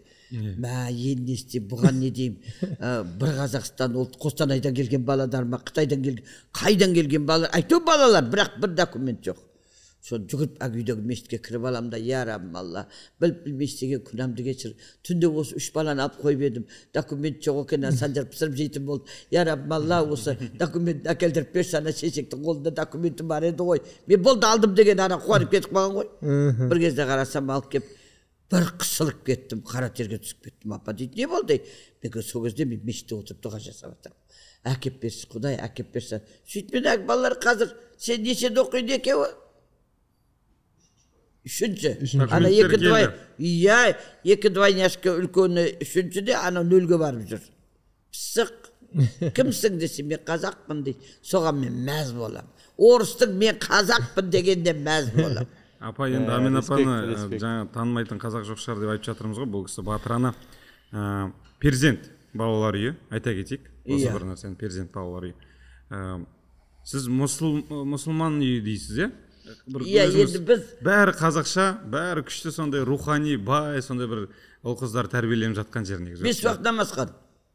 Қараңдар, кейбір кемпірлер әлгі оқымайтын, намаз оқымайтын, тыржалағаш кемпірлер айтады, осы қақпас пәле баладан бәрі вахабист. Вахабизммен ненің екі ортасын таңдап білу керек. Ол вахабизм деген ол жаман дүние емес. Вахаб деген кісі болған, иә Санжар? Содан кейін вахабизм болып кетіп, оның кейін артынан бөлініп, айтып бүйтіп, мынаны жауып алып, мынаны бүйтіп алып, ананы айтып алып. Мәселе ондай емес. Оның кейін мен намаз оқимаймын, болды, жүрегім таза болса болды. Жүрегіңді кім қарап жатыр, Құдай көріп жатыр, оны басқасын кім біледі. Енді былай ойласаңдар қазір күнде сол баладардың осы рухани қараңдар, шешесі алдап кеткен, ішіп кеткен, әкесін білмейді. Оған не деп айтуымыз керек? Не деп оның көңілін жұбатуымыз керек? Ол қант кәмпитпен жұбата алмайсың оныкі. Алла бар. Аллаға қойып қой. А что Аллах сделает, дейді ана орыс бала. Накажет. Охо, дейді. Нельзя так.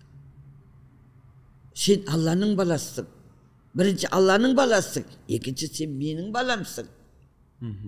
Міне кеше 2 қызды алып кетті, шешесі кішкентай кезде туған, тастағанда 6 айда бір рет келіп, Санжар бүткіл жұмысты тастап, сол қатынның артынан жүгіріп жүріп, метркісін әрең әкелдік. Әрең. Сол енді әжесі 6 айдан кейін көріп қапты, телевизорда, баладарда. Біз жасырын жоқ, біз ашық, телевидение, бәр жерге ауыз ашарда Санжар деген бәрін түсіріп тұрады, көрсетіп тұрады. Неменеге жасырамыз? Біз біреуге қарызымыз болмаса, біз үкіметтен ақша алмасақ, бір байдың есік алдына барып жалынбасақ көмектескен деп, байға жәннат керек пе келеді өзі? Оны мен неге жәннатқа сөреймін? Деп содан сол баладарды міне 2 баланы әкетті. Ана мамасы баға алмайды, енді әжесі алып кетеді. Ал енді басқа жағынан келген кезде қиыншылығы, ең қиыншылығы сол балалар тастайтын жерлері қиын. Тастағанда да бір келіп қалың қалай деп сұрамайды ғой. Тірі жетімдер көп. Енді әке шешесі жоқтар да бар. Енді мысалы шешесі тастап кетсе, әкесі ешқашан да көрмеген. Сол үшін әге намазда дұға жасаңдар, ата-анамыздың біліп білмей істеген күнәсін кешір деп, бұл ақыр заманның бір белгілері. Болдым. Өте әсерлі. Жылағың деп отыр ма? Ана сөз өтіп кетті мағанша. Байға жәннат керек болса өзі келеді деген. Байларға өздері келсін. Мен оған неге звайд, мен оның алдында бар 70 жасқа келген кемпірмін мен, иә? Неге оны апар дозаққа кетіп басқан адамды көттен сүйіп, келе қой балам, маған бірдеңе алып бер деп айтам ба? Ол өте маңызды ғой. Мынандай бір жақсы сөз бар қазақта. Енді жаңағы жетінің басынан сипасан дейді. Иә. Сон басында қанша тал шаш бар дейді, сонша тал сауап жазылады дейді саған. Апа қанша 30 жыл болды. Өзгенің баласын бауырына басып жаңа айтып жатырмыз ғой. Осы уақытқа дейін осы бір қасиетін сақтап қалғанда әлі күнге дейінші. Өте маңызды да. Қанша келген бала, 1000-нан асты, 2000-ға жоқ. Сол балалардың барлығына осы бір жүректеріне сенім ұялатып жатыр да. Негізі ең адам өзі бір өмірден түңіліп кететін сәт, жүректен сенім кеткен кезде ғой. Әлбетте. Апа сол бір жүрекке сенімді беріп жатыр. Апаның қатты ырза болғаным, жаңағыдай әке шешелер тастап кеткен балаларға әке шешем күнәсін кешіре көр деп дұға үйреткізу дейтін, ол жұмсақ болу керек. Жұмсақ сол кезде. Ана шеше мына жақта, әке неизбесті қай жерде жүр. Не деп айтты, өлік басын, қақалық басын деп айтты ма? Үйтуге болмайды. Ол кезде қатыгездік пайда болады. Әке шешемнің я біліп білмей істеген күнәсін кешір, я Рабби деп отырса, бала жұмсарады. Бала жұмсарады. Енді міне 30 жыл бала бағып, бел Құдай қаласа той жасаймыз иншалла. Менді қызметке келеді. Қызметке келеді екен. Балалар үйіне 30 жыл болады екен. 30 жылда енді біз нені көрмедік. 7 жыл подвалда тұрдық. 7 жыл подвалда тұрдық. О да бір керек бола, керемет болатын. Подвалда тұрғанда қып-қызыл кілем, Сол кезде мен тамақ істегенде далада орыс кемпірлер надоело каждый день готовить столько мяса. Я говорю, закрой, заткнись, зайди в дом. деп қоямын. Неше түрлі болды. Бір күн үлкен камазды айдап келе жатсам гаишник қасыма келіп алып, жақын келіп алып, субханалла дейді, бір кішкене иманы бар гаишник екен де. Не болды деп сөйтіп, аруақ келе жатыр екен деп машинаны тоқтаттым. Аруақ көрген жігіт екенсің, ұштаның тез 4 жеріне сүйіп қояйын. Ойбай, сол жерде құлақтан тептім. Аруақты көрдің ба? Аруақ шығатын нәрсе ме? Шайтанды ғана. Апа, әлі күнге дейін КамАЗ жаңағы не машина дейді. Бір шалдыған ай балалар, бір шалдыған айдай алмады. Бір шалдыған күшім жетпеді. Сөйтіп мазақтап өзім бір сөз шығарып алдым да, ақшасы көп болса, Шамыграмның ақшасы болу керек оның деп сөйтіп мазақтап бір күні Санжар айтты, тұра апа, бір күні бір шал келеді саған деді. Көшек қай шалдың екі көті бар ма, маған келетін деп өзімше доқабесте болып жүргем. Бір күні таңертең жеті болмай бүйтіп шықсам, бізде ұйғырларда шалдар таңертең шығып есік алдын сыпырады. Бір шал жүр есік алдын сыпырып, я сразу поняла кто. Сол қиып, ассаламалейкум, Ажбака, не болдыңыз деп сөйтсем. Не болаттым, сіз әгітігімен дәпсіз, мамана келдім дейді. Сөйтсе, мені қалжығым ақшасы көп болса, көзі соқыр болса, мен соған тием деп өтірік, бір ойнап айтқан екен. Сөйтсем, ана шал әбден үйінен түңіліпті. Соны айттым, ака, ешкім естімесін, мына балалар естімесін, күлкі болып кетеді, апа байға тиіп атыпты деп. Айналайын, ака, хош болып кетей, кетіп ағына, пожалуйста, деп. Ақшам пұлым ба, пұлым етеді деп қоймай. Соны айтып, ака, мәселе пұлда емес, мен бір ойнап айтып қойып едім. Пожалуйста, Құдай кешірсе. Пұл менде де бар деді. Құдай кешірсе, ака кешіріп қойып, кетіп алыңызшы деп. Ой, дедім, мен сізге пұл ба даймен дейді. Ана, кет жоғал қазір басы. Сыбыртқыңмен қосып тұрмай деймін. Апа, сіз айтқан нәрсеңіздің бәрі қабыл болып кетеді екен. Айтпа. Бір екі бойдаққа бір жақсы жар тілеп қойыңызшы. Екеуміз бойдақпыз. Апа, енді бір пауза ұстайық. Иә. Енді әкел суымды. Қазыналы қарттарымызды қамқорлығына алып отырған Сағат әпкеміз деп отыр. Өте жақсы болыпты, иә. Енді қарттарды былай көбінесе ұғымда жаңа қарттарды балалар тастап кетті дейді. Негізі ондай жағдай жоқ. Қарттардың бәрі ауыр науқас. Өзіңіз Жансерік келіп көріп отырсыздар. Қазір бірақ сіздер мемлекеттік емес, е? Мемлекеттік емес, біз өзіміздің частный владение ғой. Жаңағы қарттарымыздың бәрі естері жоқ.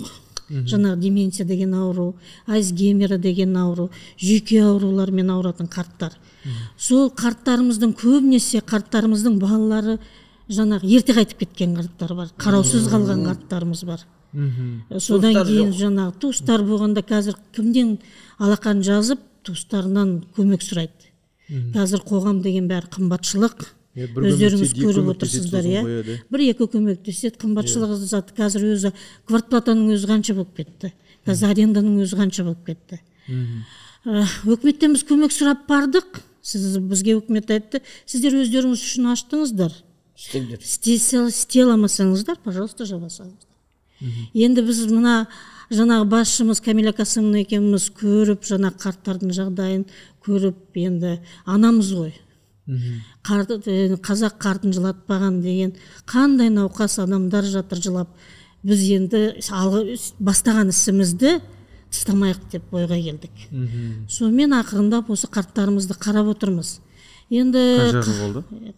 2021-де аштық. 2021-де ашылды. Иә, 3 жыл болды ашқанымызға. Қазір 20-дан аса қарт кісі бар. 21 қарттарымыз бар.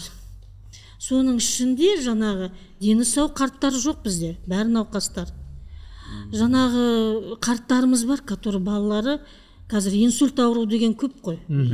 Қарттардың балалары инсульт алып, жаңағы төсек тартып жатыр. Ол қартқа қарайтын адам жоқ. Ол қартымыз алжып кеткен. Естерін білмейді. Бізде, например, түн ұйқы жоқ. Біз түн ұйқы, ол кісілер жаңағы жүйкесі ауырғаннан кейін түнде ұйықтамайды. Қазір көктем күз айында жаңағы обострение бар. Содан кейін енді бір айтатыным, жаңағы енді бұл қыз балаларға не болсын, үлгі болсын. Бізде мынандай жағдай болды. Қаншама апаларымыз оқимыз, тоқимыз деп үлкен білім алғандар. Неше апамыз болды? Кезінде оқыған, тоқыған. Кезінде оқыған, тоқыған, бірақ тұрмыс құрғанға ойлар болмаған. карьера деп үй күйлері бар, бәрі жақсы. Енді оны ағайын туысқандар алады ғой, енді бізге бермейді. Жаңағы содан енді ұрпақ сүймеген. Ең аяғында жаңағы жаман дертке, қазір рак деген дерт көбейіп кетті. Грипптай болып кетті, иә. Бізде мынандай ситуация болды, жаңағы бір апамыз рак ауруымен аяғасынан ауырып қалды, біз оны ракты тез білмейді екенсін. Сонымен ауырып қалып, соны со кісіні жаңағы обследованияға өзім тасыдым. Енді балалары жоқ, өзім апардым. Сонда жаңағы обследованияға барғанда, больницаға барғанда, жаңағы қарттар, рак ауруымен ауырған қарттардың бала шағасы артынан жүгіріп жүр. Мама, папа, әкетайым, анашым деп коляскаға отырып, ана кісіні мен сүйреп жүрмін. Ешкімі жоқ. Қанша білім алған, қанша үлкен орында істеген. Сол үшін мен жаңағы өзіміздің қыз балаларға айтамын, білім алсын. Бірақ та уақытымен жаңағы семья құрып, жаңағы ұрпақты жалғастыру қыз балалардың несі. Енді бізде әртүрлі жағдайлар бар. Жаңағы көрсеңіздер, жаңағы аянышты аналарымыз, бізде жаңағы балалары жоқ аналарымыз жатыр, бәрі подгузникті. Сол подгузниктар бізде жетіспейді, өйткені үкіметтік көмек жоқ. Алатындары жаңағы қарттарымыздың алатын пенсиясы 80 мыңнан 120 мыңға шейін. Редкі бір 150 мың алатын қартымыз бар. Ол 180 мыңды қайда жеткізесің? Жаңағы балаларына да айтам. Жаңағы өзінің балаларына ауқас. Ол қартты қараламайды. Несі? Пенсиясы 80 мың. Қайтыс болып кетсе қайтеді онда? Қайтыс болғанда да жаңағы жоқ, туыстары кеп алып кететіндер де бар. Біздің өзіміздің Алатау ауданының, біз негізі Алатау ауданынан кеп отырмыз. Біздің әкімшіліктер де жақсы. Жаңағы мешіттен де келіп, жаңағы жаназасын шығарып көмектеседі. Сосын кейін енді мен қазір ойымда біздің жасөспірімдерді мен құрметтеймін қазір. Жасөспірімдер бізде қазір мейірімді болып өсіп жатыр. Например, неге неткенде, қазір өзіңізді алсақ, Жансерік балам, өзіңізде сондай мейірім. Біз Жансерікпен жаңа бір ауызашарда кездестік, жағдайымызды түсіндірдік. Жаңағы біздің қарттарымызға қамқор болып отырған баламыздың біреуі, мыңда бір рахмет, Алла разы болсын. Осындай жаңағы балалар көп болсын, сізден бәрі үлгі алсын. Енді кейбір істерінен мен кейбір істерінен енді қолдан келгенше ғой, апама көмектесіп жатқан кісілер сияқты дәрежеге жетейік бізде. Жаңағы бір гектар жерді бере сал. Ойбай, гектар демекші. Гектар демекші, сол мешітті салған кезде мешіттің қасында мен бір мәйітхана салдым. Ал мәйітхананы іздедім. Қай жерден көрсе, қай жерден? Сауд Арабияға ұйғыр балаларға звонить етіп едім, олар маған такую картину отправили, который бір жуғанда 50 адам жуатын. Я говорю, естерің дұрыс па, енді қайдағы жоқ шығармаңдаршы, маған бір кіттей бір жерін тауып беріңдер десем, апа бәр жерде үлкен екен деді. Содан Каскеленнен таптық. Каскеленнен тауып едік, бір кішкене ғана үстөлі бар екен, кафелден жасап қойған, сол жерде жуады екен де, анандай жерде мен боқсыдық басып келген жерде арулайды екен. Это тоже неправильно. Содан жаңа орысы бар, Васька бар. Васька, иди сюда. Будем строить покойника мыть десем. Зачем это надо? Я деньги плачу. Ты работать будешь. Маған тек қана қисық-бисық болып кетпесі, соны шығарып бер деп, әгін ойлатып та, соны кейін есіме анау тұстағы кабель ұрлап кетті ғой. Бұлар ертең ана челектер дұрлайды. Ана өлік жуатын посудалар дұрлайды. Деп, үйдің қасына, сол мешіттің қасына не сақ қойдым ғой, имамға үй сақ қойдым. Соның қасына өлік жуатын жер салдық. Жер салып, жаңағы кабель есімде бар. Содан ананың артына бір кіттей ғана комнатаға полка жасатып, сварщиктарым бар ғой, полка жасатып, бір жағына уже несін әкеп қойдым, өлік орайтын материалын әкеп қойдым Бишкектен. Онда мен алайын десем, бір кішкене жап-жас ұйғыр қыз екен, апа, я в рай хочу дейді. Чо ты, неменеге рай хочешь, аз өлейін деп жатсың ба? Десем, жоқ, апа маған осы қанша материал аласыз, соның ақшасы мен төлейін деді. Ой, төле, пожалуйста. Екі рулын, он екен бір рулон неде упаковкада. Екеуі айтқан ұялдым да бір упаковка алайын деп 10 рулон, әрбір ішінде 10 рулон материалды әкеп қойдық. Содан кейін мәйітхананың өзін салдық. Салған кезде бір нәрсені ойлау керек. Әрқашанда жұмыс істегенде, жастар сендерге айтам, бір нәрсені ойлап істеңдер. Сол мәйітхананы ешкімнен көретін жер жоқ, өнеге болатын жер жоқ. Содан алдық та артына жаңағы ана кабель есімде бар ғой. Соның ішіне челегін, материалын, ожауын, жуатын нәрсесін бәрін қоятын қылдық та, бер жағына 4 өлікті қоятын холодильник салдық. Неге? Морг. Морг. Бізде ұйғырларда егер түнде қайтып, мысалы менің әкем сағат түнде 3-те қайтыс болды ма, сағат 11-де 12-де біз шығарып тастадық. Бізде рұқсат берілмейді. Ұстамаймыз. Сіздерді Қостанайдан туысым келеді, ана жақтан біреу келеді, мынау 1-2 күн. Өліктің иісі 1 сағат 42 минуттан кейін ба өліктің иісі шығады. Мына тістердің бәрі неден түсіп қалған? 90 жылы сол кезде әкем айтты, сіз қаласыз, оңбаған үйтіп жуа берме. Бір өлікті жуғанда, екінші өліктің ортасы 40 күн болу керек екен. Сол кезде аэродром көшесінде үлкен әжелер қайтыс болып кетті. Жағдайды көтере алмай қалды. Баладар мынау болып кетті. Қыздары бүйтіп көшеге шығып кетті. Сол кезде отырған жерде шай ішіп, отырған жерде ұйықтап қалған кемпірлер. Келе жатқанда менен қағылып кеткен үлкен кісілер болды. Сол кезде мен әгі қазақшалап, найманшалап 40 дегенді білмеймін. Барамда жуам, потому что жууға төлейтін ақшалар, қаражаттар жоқ. Мен барып бесплатно жуам. Сол кезде әкем марқұм айтады, ей шешек, аузыңды жап. Мынау кетеді. Содан кейін уже мына тіс баяғыдан бері жоқ. Сонда бүйтіп отырып, шешек тісім аузыма қолыма шығады. Ауырмайды, сырқамайды, прям түбімен түсіп қалады, как будто бір деген неғылған сияқты.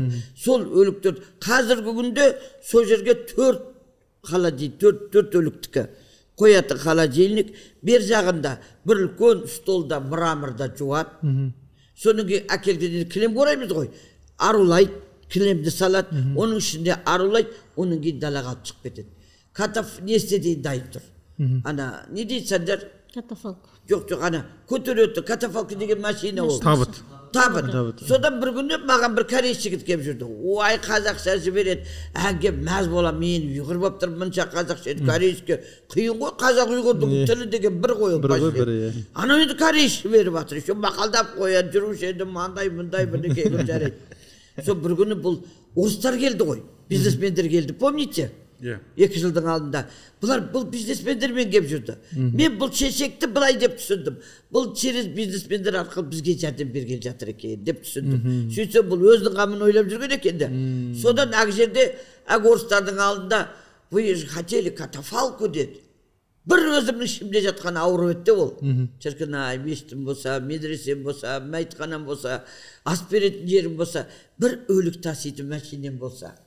Он не какой-нибудь там газель-мазель, Мерседес-Бенз. Деп қоям. Әгін алып берсем бола ма дейді. Жүгіріп Алматыны іздедім. 18 ең көп жүрген $18,000 деді. Соны мен айттым, ты бабки готов? Я уехала. Дедім де айдатып отырып Бишкектен шықтым. Бишкекке барсам бір түрік шал. Ой, салам алейкум, сен уазырша болып сіресіп. И қолында Мерседес-Бенз стоит. Только келген без пробега. Содан кейін айтты, мына машинаны мен алам, қанша залог бере бердім, $200 деді.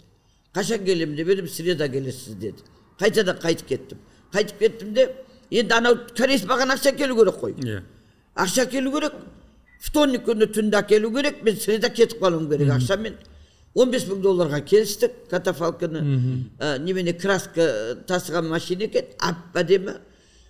Содан кешке таман анаға звонить етсем, ақшаға. Маған телефонды отклоняй. Мына ойланмай жүрген біреу екен да. Я понял, что кидал вариант, да? Бүткіл алтын, малтын, қыздарымдағы бриллиант бәрін шешіп алдым да айдатып отырып, Заревостокта бір шал бар. Соған бар. $15,000 алып шықтым.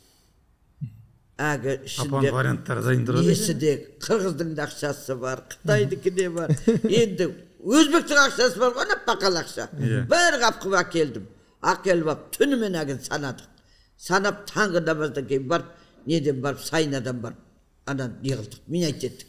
$15.000 шатқа мына жерге байлап алдым да айдатып отырып Санжар мен Нұржанды алып алдым да ана жерге келдім, Бишкекке. Кірсем, әгі түрік, я вас так люблю, какой любовь может быть, что ты хочешь, деп сөйтсем, я за 13 500 купил, за 13 500 я отдам, я Раби, я тебя все время ходил, смотрел, ты такое дело делаешь, ты сама даже не знаешь, что делать. Я говорю, я на дурака похожа на то, что я не знаю, что делаю. Это катафалку я для народа покупаю. Деп, ағы жерде $15.000 беріп едік, $13.500 берді. Мен бір тей қоспай. Сіз айналып келгенше ойланған ғой. Сен алған екесің да. Бірақ жаман строго екесің. Ты смотри, не кинь, да.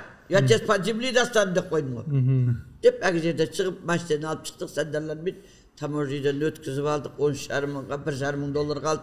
Агының енді оны катафалк қылып жасау керек. Ол жерде несі жоқ, терезелер жоқ. Анау сасиды. Соны үстінен терезе бастырдық, үлкен отыр фирмаға апарып, екі жағынан екі терезе бастырдық. Сөйтіп әдемі қылып, алып келіп, енді қараңдар. Болат ағаларың о кезде барып былтыр. Бір оразада ауыз ашқанда Болат ағаның үйіне бардық. Неде отырып жатыр екен о кезде ішіп алғанда. Сол Болат үйіне барып, Болат ағаға охранниктерге айттық. Ана айтыңдар, мені кіргізсін, екі ауыз сөзім бар еді. Не үшін бардым десең, енді қандай ой келді? Мынау қателік, мынау оқымаған, мынау 8 класс бітірген. Сол ойладым, мәйітхана бар, машине бар. Сол екі ортада машиненің ақшасын біз төлеуіміз керек қой. Ана енді шалдан берген $15.000 апаруым керек қой. Содан интернетке шықтық. Шығып, осылай мәйітханаға машина келіп еді, төлейтін бір кореец деп айттым. Осылай жоқ болып кетті, шешек. Енді мына $15.000, $13.500 менің мойнымда қалды. Ал жігіттер бір ат салысып, осы мәселені алып қояйық дедім. Десем, мен енді ана ақшаны 10 күн іште әкеп беремін деп айттым ғой. Ақша жиылмайды. 1.200.000 теңге түсті ме, түспеді ме, сондай болды. Санжар мына жақтан шырылдап жатыр. Апамы гарим. Жарт етіп бірдеңе сатып тастайтын дүние жоқ. Содан неде дружбада бір апамыз кел, нем болып жатса, тағы не тіршілік тауып алдым деді. Ой, ажым апа, то в партию вступлю, то в говно, вот это раз, вот такой говно кинули деп сөйлеп. Бол іштік кәгін деді. Май шайым түстімді алып, қаймағымды алып барып едім. Апам $15.000 үстелге лақтырып берді. Бізге де сауап керек. Қаншалық өлікті тасиды, сол өліктің сауабы біздің семьямызға жазылады. Деді, әгін алып алдық. Алып ап, ана қалған $1.5 бәрін жасап, айбаттап тұрып, қазір сол машинеміз дайын тұр. Енді жаңа сөзім аузымда, сол енді тағы, орыстарда мақал бар, дурак думкой богатеет деген да. Бір жынды отырып алып, мәссаттанып, тамағын ішіп ап, темекісін шегіп, ананы айтсем, мынаны айтсем, соның бір түрі менмін. Енді не керек? Маған өлікті қоятын жер керек. Көметін жер керек. Оны кімнен алам? Болатқа барам. Болат ағаға бардым. Болат ағаға барып едім, охранниктер айтты, дома деді, бірақ ешкімді кіргізбейді деді. Іште болат жоқ деп сөйтті әйелі. Боп жоқ болсын дедім, шықтық. Шығып, ана жерден іздедік, мына жерден іздедік. Өте қымбат сұрады. Енді біз сатып алатын жағдайымыз жоқ та. Бізге бер. Біз саған дұға жасаймыз, басқа ештеңе істей алмаймыз. Деп сонымен жақсы қатты қиналып жүрдім. Сол бір 5 гектар жерді алсам, сол жерге енді жағдайын нашар. Ана көметін, неғылатын жағдай жоқтарды бізге әкелсе мешітке, оны не так просто, ой жағдайым жоқ, қазір аферистер көп, ұқтыңбай өлім-өліктер неғылмайды, арланбайды. Біз, мысалы, Санжар, Нұржан екеуі барып, сол адреске барады. Өлім шыққан үйге. Барады, жағдайын көреді. Бір комната. Ана кемпір жатыр. Бізде Қазақстан ұйғырда туыстар келеді. Бас сыйса, аяқ сыймайды. Анасы мына жақта қалады. Сол өлікті қашан туыстар жиналып. Мына күнде көмемізде кетсе, жаңағы морозилікте. Морозилік болдығанда ол психотемпературный, мұз қатып тұрған жер емес. 4 өлік сиятын жер. Енді қара. Енді бұл көметін кезде машине дайын тұр. Енді бұлардың өлікті көметін жер алуға қаражаты жоқ. Деп мен жер іздедім. Сода жақында бір ұйғыр жігіт келді. Некен? Скорый помощьта істейді екен, платный. Әдәнім керек дейді, енді өзі скорый помощь істейді екен. Не сұрасам бұдан деді, бұның танысы көп дедім. Ай балам, маған бір 5 гектар жер керек еді.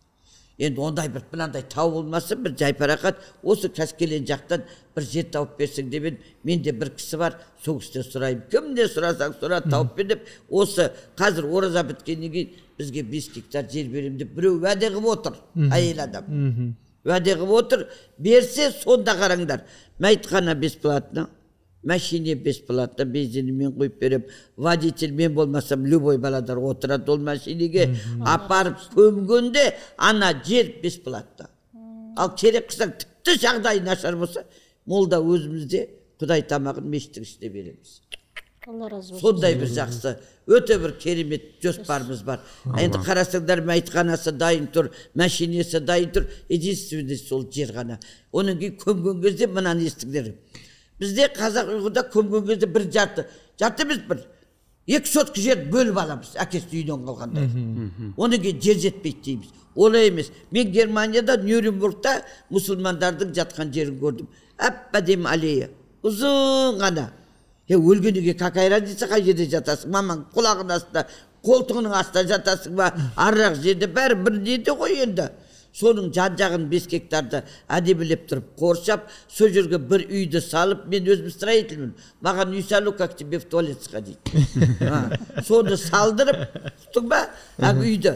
Ана өліп келгенде, ана қабылдап алу керек. Көмір рәсмиятын, бәрі сол жасау керек. Оның кейін оны қоршауға ешкімге рұқсат жоқ. Асы сол 5 гектардың сыртын өзіміз қоршап береміз. Бір мал кірмесе болды ғой. Мал кірмесе болды. Қақпасын әдемілеп жасап береміз. Тек қана сол жерге көмген кезде әдемілеп қана мен сызып берем, өліп қалмасам. Әдемі, вот как Германия көргем, сондай әдемі, ешқандай қоршап алу. Кіттей ғана памяттік. Енді суреті қоясың ба, қоймайсың ол өзің ықтиярың. Сондай бір жоспарлар болды, мен біттім мен. Апаға су беріңдер. Апаға су беріңдер. Әкендер су беріңдер. Ойбай, апа, мен сіздің жасап жатқаныңызға қарап, біз ұялып қалдық. Беріп жүргеніміз дымға да ойнапсыңдар. Қарашы мысалға. Енді бұл екі кісінің айтып отқан әңгімелерін қарап отырып, біздің жасап жүрген жақсылықтарымыз түкке де тұрмайтынын түсініп отырмын да. Апа бала кезден өзгенің баласын, халықтың баласын алып, одан қала берсе жаңағы мәйтхана соққан. Кез келген адам келіп, апа жағдай жетпейді. Мынандай мәйтхана кірсе бар өзім жатқым келеді. Ана мұрамы бен жасап қой. Мұрамылап тастағанда да ана нелерін. Оны кейін тағы бір керемет жер, қыз білесің ба? Мына бізде естерінде болсын. Өлікті жуамыз, суын шығарамыз да бір ағаштың түбіне құя саламыз да, ертең ана баламыз шығарып, тасағын шығарып тиіп тұрады. Бала ауру болады. Ол өліктің суы. Өліктің су көрген жерге төгілмейді. Арабтарда мен Меккеге бірінші рет қажылыққа 97 жыл бардым ғой. Сол кезде мен өте түстаққа бәр жер тексеріп жүрдім. Сол кезде айттым, көда ұйғыр балалар бар екен, жуатын. 2 жігіт, студент жігіт радиаллаха деп 2 күн, 3 күн жуады екен. Енді ойлана жүрдім. Бір өлгенде 20 адам, 30 адам там жуып шаршап кетесің ғой бәмше. Сол кезде айтты, бұл жерде былай дейді, бұл өліктің суын көрген жерге төкпейді екен бұлар. Ана бір машинесі келеді екен, соның үсті Қытайдың синий бочкасы бар ғой, соған мынандай ғана мотор тұр екен, бүйтіп қосады екен, бұл неме суы деп жасап, мынау өліктің бочкадағы су, ана бочкаға не қылады екен де, бір таудың арасына апарып, адам аяқ баспайтын жерге. Бізде де ондай тау бар, дайындап қойдық уже. Бірақ менің салған мына немде, мәйтханамның ішінде, біздің өзі тұрып атқан, жердомның тұрып атқан жерінің асты құм, содан ана өлік жуатынан түсет, 5 де қойып қойдым, колодец, бетонный. Ол толғанша ақыр заман болып кетпей ма? Ана құм сіңіп кетеді. Сөйтіп, өлген адамның суыны демек, ана ертең барып біреу писит деп тұра алмайды. Таза сол жердің асты сіңіп қалады. Апа, енді жаратқан ғұмырыңызды ұзақ етсін. Алға қойған мақсаттарыңыз орындалып, көп орындалып қойған. Енді көптеген адам уже 50-60-тан асқаннан кейін ешқандай арман мақсат қоймайды ғой. Апам уже 70-тен астыңыз, апа, иә? Биыл 70-ке келем. 70-ке келіп. Құдай қаласа бүкіл қазақ болып әдемілеп тұрып тойлайды. Дайын берсін. Апамыз бір еліміздің бір лауазымды қызметінде, сыртқы министрлікке. Шақырды ғой депутаттыққа. шақырды ма? Ассалаумағалейкум дедім. Апам сондай бір Тағы бір тіршілігім бар де. Мен бір ай бұрын, бір айдың алдында мен поляға шығып кеткен. Поля десек, жаңағы алдында айтып кеттім ғой, Логотевтің берген 4 гектар жері бар. Иә. Соған ана неше жыл мешіт салдық, айттық, бейттік, шыға алмай қалдық. Сөйтсек, ана жерге ағаш басып кетті. Ең үлкен ағаш мынандай қарағаш. Бұл қарағаш деген өте керемет ағаш, жақсы оты қыстық болады. Сол енді оны қазір жұмысқа араластырып кіргізбесек, оны тартып алу мүмкін. Хотя ана выкупленный қазір Қапшағай бір қала болғалы тұр ғой. Қапшағай, мына жақтағы Жетіген, соған енді Алла нәсіп қылса, мына қатты боранда үйге келдім.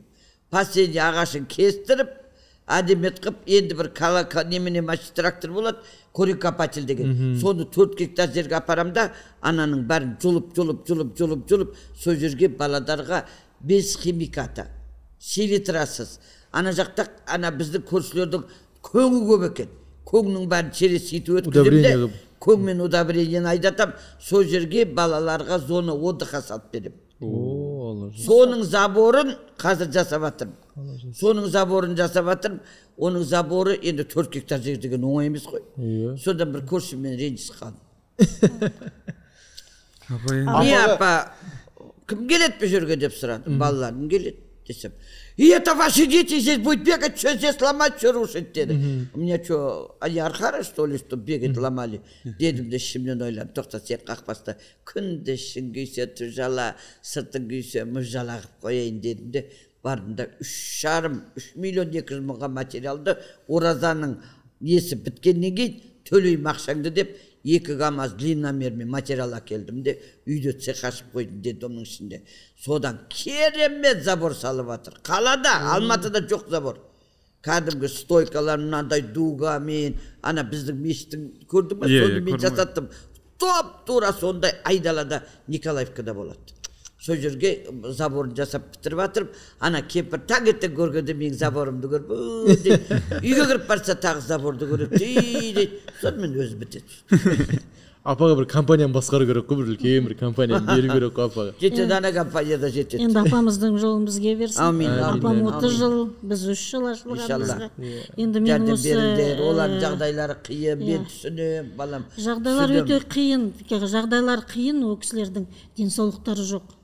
Жаңағы біз скорый шақырамыз, больницаға апарамыз, қарт адамдарды больница қабылдамайды. Потому что айтады, бұл хронический ауру, біз жатқызамаймыз дейді. Айтады. Көтеру керек оны. Иә, хронический ауру біз жатқызамаймыз деп жатқызбайды қарттарымызды. Емде алмаймыз дейді. Енді қазіргі ұғым болып кеткен, жаңағы бала шағалар оңбаған, жаңағы қарттар үйіне тастады. Бұл бізде қарттар үйі емес. Біз қарттарды күтетін мекемеміз. Который жаңағы ауыр халде жатқан қарттарды. Бала шағаларының шамалары келген жоқ. Бала шағалары дәрісін алып бере ма? Жоқ, памперсін алып бере ма? 80 мың пенсиясына, жарайды 120 мың пенсиясы. Дәрісінің өзі 50-60 мыңға шығып кетеді. Қазір дәрі деген. Қазір бізде бір қартымыз жатты, дүние бойынша 1-2 адам ауырады екен. Ол жаңағы аминотрофическая, боковая аминотрофическая склероз дейді. Ол деген жаңағы бұлшық еттер ауырады екен. Бұлшық еттері ұстамайды, жүрамайды, сөйлей алмайды, тамақ ішамайды глотаниядан.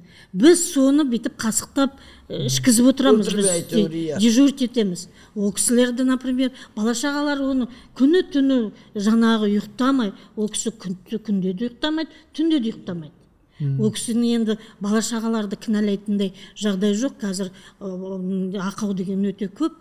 Ақауды біздің қарттар үйін ашқаннан кейін ақаудың неше түрлісін көріп жатырмыз. Рак ауру қиын ба десек, одан өткен ауру бар екен. Рак деген үйірінде сөзім аузымда мен рак болдым. Мен қазір айтып, өтірік айтады, өтірікті кетіп саған мені. Рак жоқ, менде рак болса солай бола ма? Менде кишечникте бір мақал бар. Әйел адамның 40 жаны бар деп, өтірік 140 жаны бар. 40 жан болса мен баяғыда қоқайып өліп қалады дедім. Сол рак деп менің ішегімді сыртына бүйтіп шығарып қойды. Оның аты колоприемник екен. Мына жерден жесең, мына жерден шығып тұрады. Құдайға шүкір сасымайды екен. Мен өте жүргенетін адаммын ше. Сасымайды екен. Соны бір күні Ақтауға тұрмысқа шығып кеткен қызым, ертең 2 күннен кейін немереңіздің 40 су құямыз, авас нету дейді. Саған Ақтауға байға тей деген мен бедім, жақын жерден бай табылмады ма? Дедім де аэропортқа бардым. Аэропортқа барсам бастығына кірдім. Менің өстіп қызым Ақтауға байға тиіп кетіп еді. Анау немеремді 40 су құю керек екен, маған билет туда обратно. Колоприемник здесь. Никому не говорить. Деп содан бардым да кірдім, кіріп жақсы жерден берді, так люксовыйдан шорынды бірақ берді. Сонан қызға айттым, дастарханды сал, нені сал, көрпе жастығында әкелді, кіте жастарына әкелді, астыма салды, үстіме салды, енді тамағымды бер. Тамақты берді, самолет көтерілгеннен кейін айттым, иди сюда. Колоприемник наружу, меня не будить. Спецмашина келеді Ақтауда мені алып кетуге, сол кезде ғана оятып, апа тұр деп айтасың. А что теперь делать? Шырылдама. Шырылдама, самолет ұшып кетті, ұшып жатыр. Ал тоқтат, онда мен түсіп қалайын. Не деді. Бейшара түсіп самолетті, соған бейшара қыздықта. Беті там болып кеткен ғой, там шошып кеткен ана. Анау жарылып кетеді деп ойлаған ғой. Мен қарын тойғызып, ұйықтап, тұрып, сонда елдің бәрі шығып болғаннан кейін оят деп едім, сол кезде оятты. Соны шығып, машинам отырып, үйіне келіп, кіріп, привет десем, ана апа деді, жығылды. Сонымен 2 күн қырын есі құйып бердік, 40 суын сөйтіп қайтып келдік. Бұл рак деген пәле қазір как грипп болып қалды.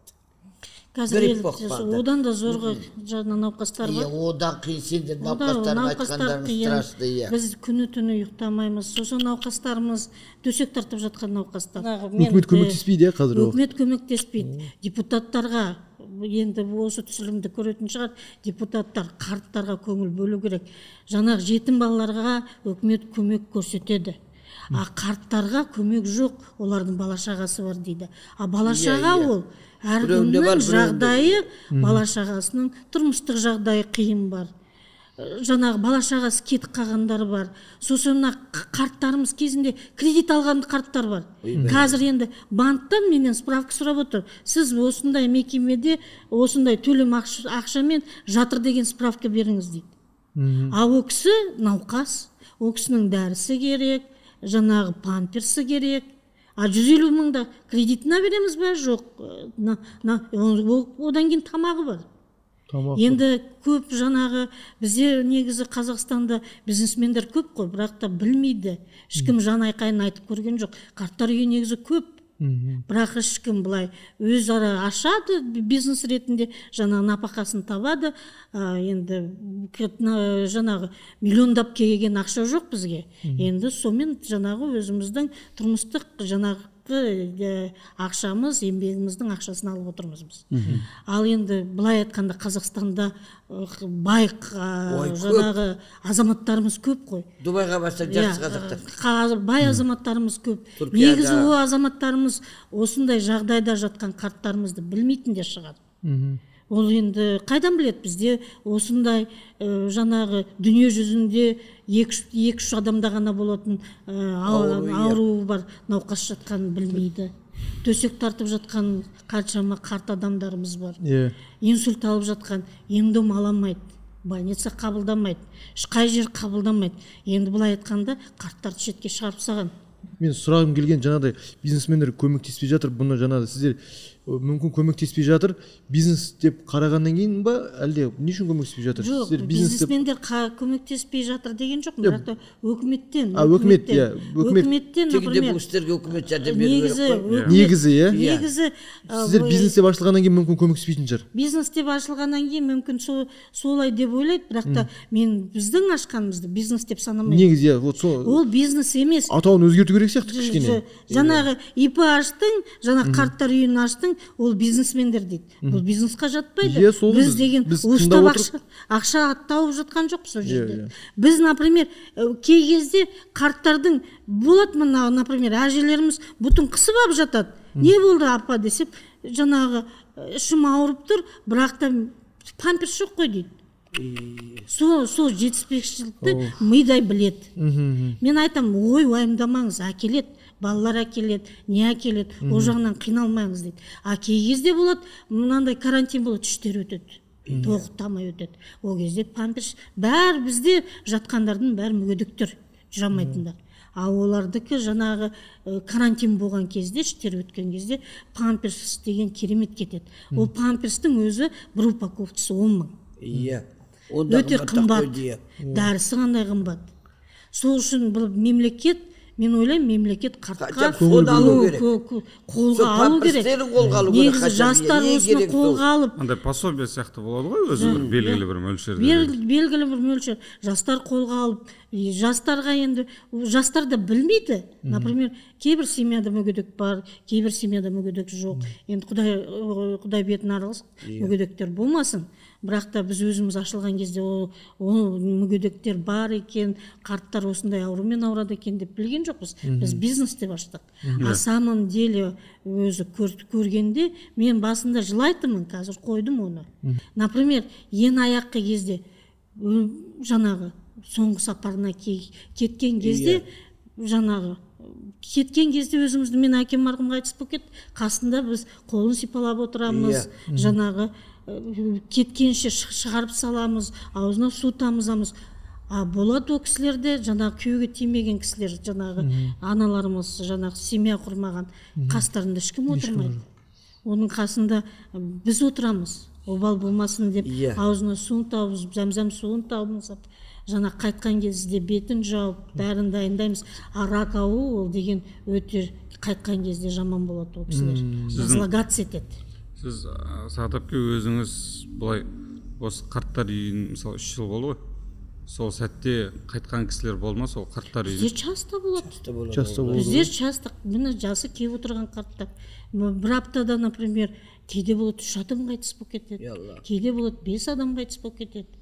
Соның бәрін біз түнімен күзетеміз. Сағат әпке, бір сұрақ қойсам, бұл негізі частный болғаннан бұл негізі жауапты ұстау қолдан келеді ғой, бірақ негізі жауапты ұстау қолдан келеді. Енді біз қолға алғаннан кейін енді сондай қарттар, сондай жағдайда мұқтаж қарттарды біз енді қарттарымызды далаға тастамаған азаматтарымыз ғой. Негізі мен осы Амина апам сияқты тырысамын қартты халыққа жеткізуге, жаңағы олардың есін өзгерту керек пе екен деймін. Жөн несін ат жөнін. Как-то им спонсоры подтягивать надо. Қарттар үйі деп емес, вообще мынау енді былай айтқанда садик қой, былай айтқанда садик, негізінде. Былай айтқанда садик, жаңағы медицинское учреждение деп оны да айта алмаймыз, потому что ол жерде дәрігерлер болу керек. Біз дәрігерлерді өзіміздің ақымызға шақырамыз. Ешқай дәрігер былай әшейін кеп қарай салмайды. Дәрігерлерді қарт науқастанғанда дәрігерді, жаңағы терапевт керек болса терапевтті шақырамыз, психиатр керек болса психиатрды шақырамыз. Ақшаға шақырамыз, қаратамыз. Біз мысалға детдомды бірінші рет мен ашқан кезде, тогда детский дом только бөбек болды. Благотворительный. Сол кезде я открыла то дом милосердия перзент деп. Перзент деп ұйғыр аштым. Содан кейін мен шұқылай бастадым. Неге ұйғыр? Аяқ астынан алдында перзентті перзент қып қазақстан благотворительный деп аштық. Одан кейін менде 3 фирма. Қайырымдылық үйі, Иә. Одан кейін барып семейный детский дом болған кезде тағы тиісті. Неге бұлар семейный 10 бала болу керек деді. Менің қазір статусымда детский дом. Бізде де солай. Частный детский домда сондай емес. Бірақ біз үкіметтен бір тиын алмайтын себебіміз, үкіметтен бір теңге алып қойсақ тексеріс көп. Бәле басталар. Мысалыға мен айына 480 000, 420 000 не төлеймін. Газға, только газға. Свет 200-300 000. Ай сайын қымбаттап. Менде здание үлкен ғой. Сол үшін мен не істеймін? Қазір ораза біте ме? Мен асхан ашамын. Бұқам дайын тұр. Сиырым дайын тұр. Біз кәдімгі үйде сиыр сауып, сүтпен, қаймақпен әткенше ішеміз. Ой, рахат-ай. Бізде ондай андай жоқ. Біреу әкеп бері қазір үйде қазірді көрді ғой. 5 тонна ет тұр.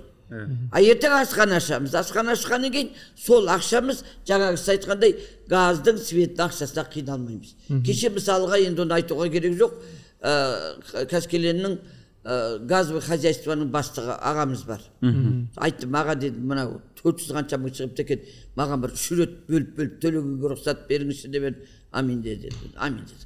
Дұрыс деді. Қандай жақсы. Ол асхана халыққа қызмет ететін асхана. Иә, халыққа қызмет етеді, соның ақшасын. Жазды күні балалар бүйтіп жүрмейтін ғой.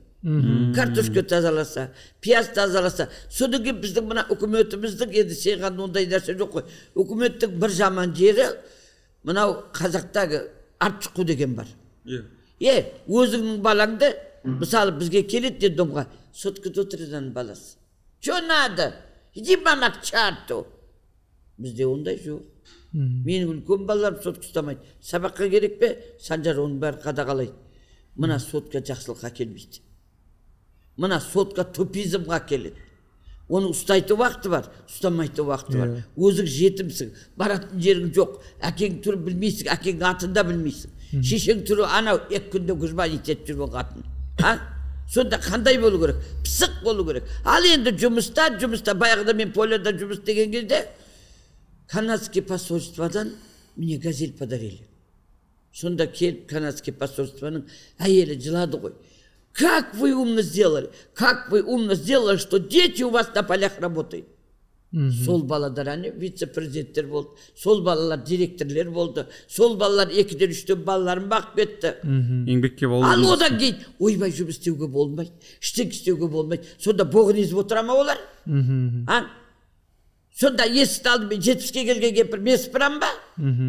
Ана күні бір әйел кіріп алып, бір қой әкеп те қой мен қос кетсей бар басымды ауыртпай дедім. Ана кішкентай қыз есік алдын сыпырып біреу сүртіп алса, надо это снять и в интернет показать. Мен үйде кемпір сияқты жүргеннен кейін президент екен деп ойламай қалды да.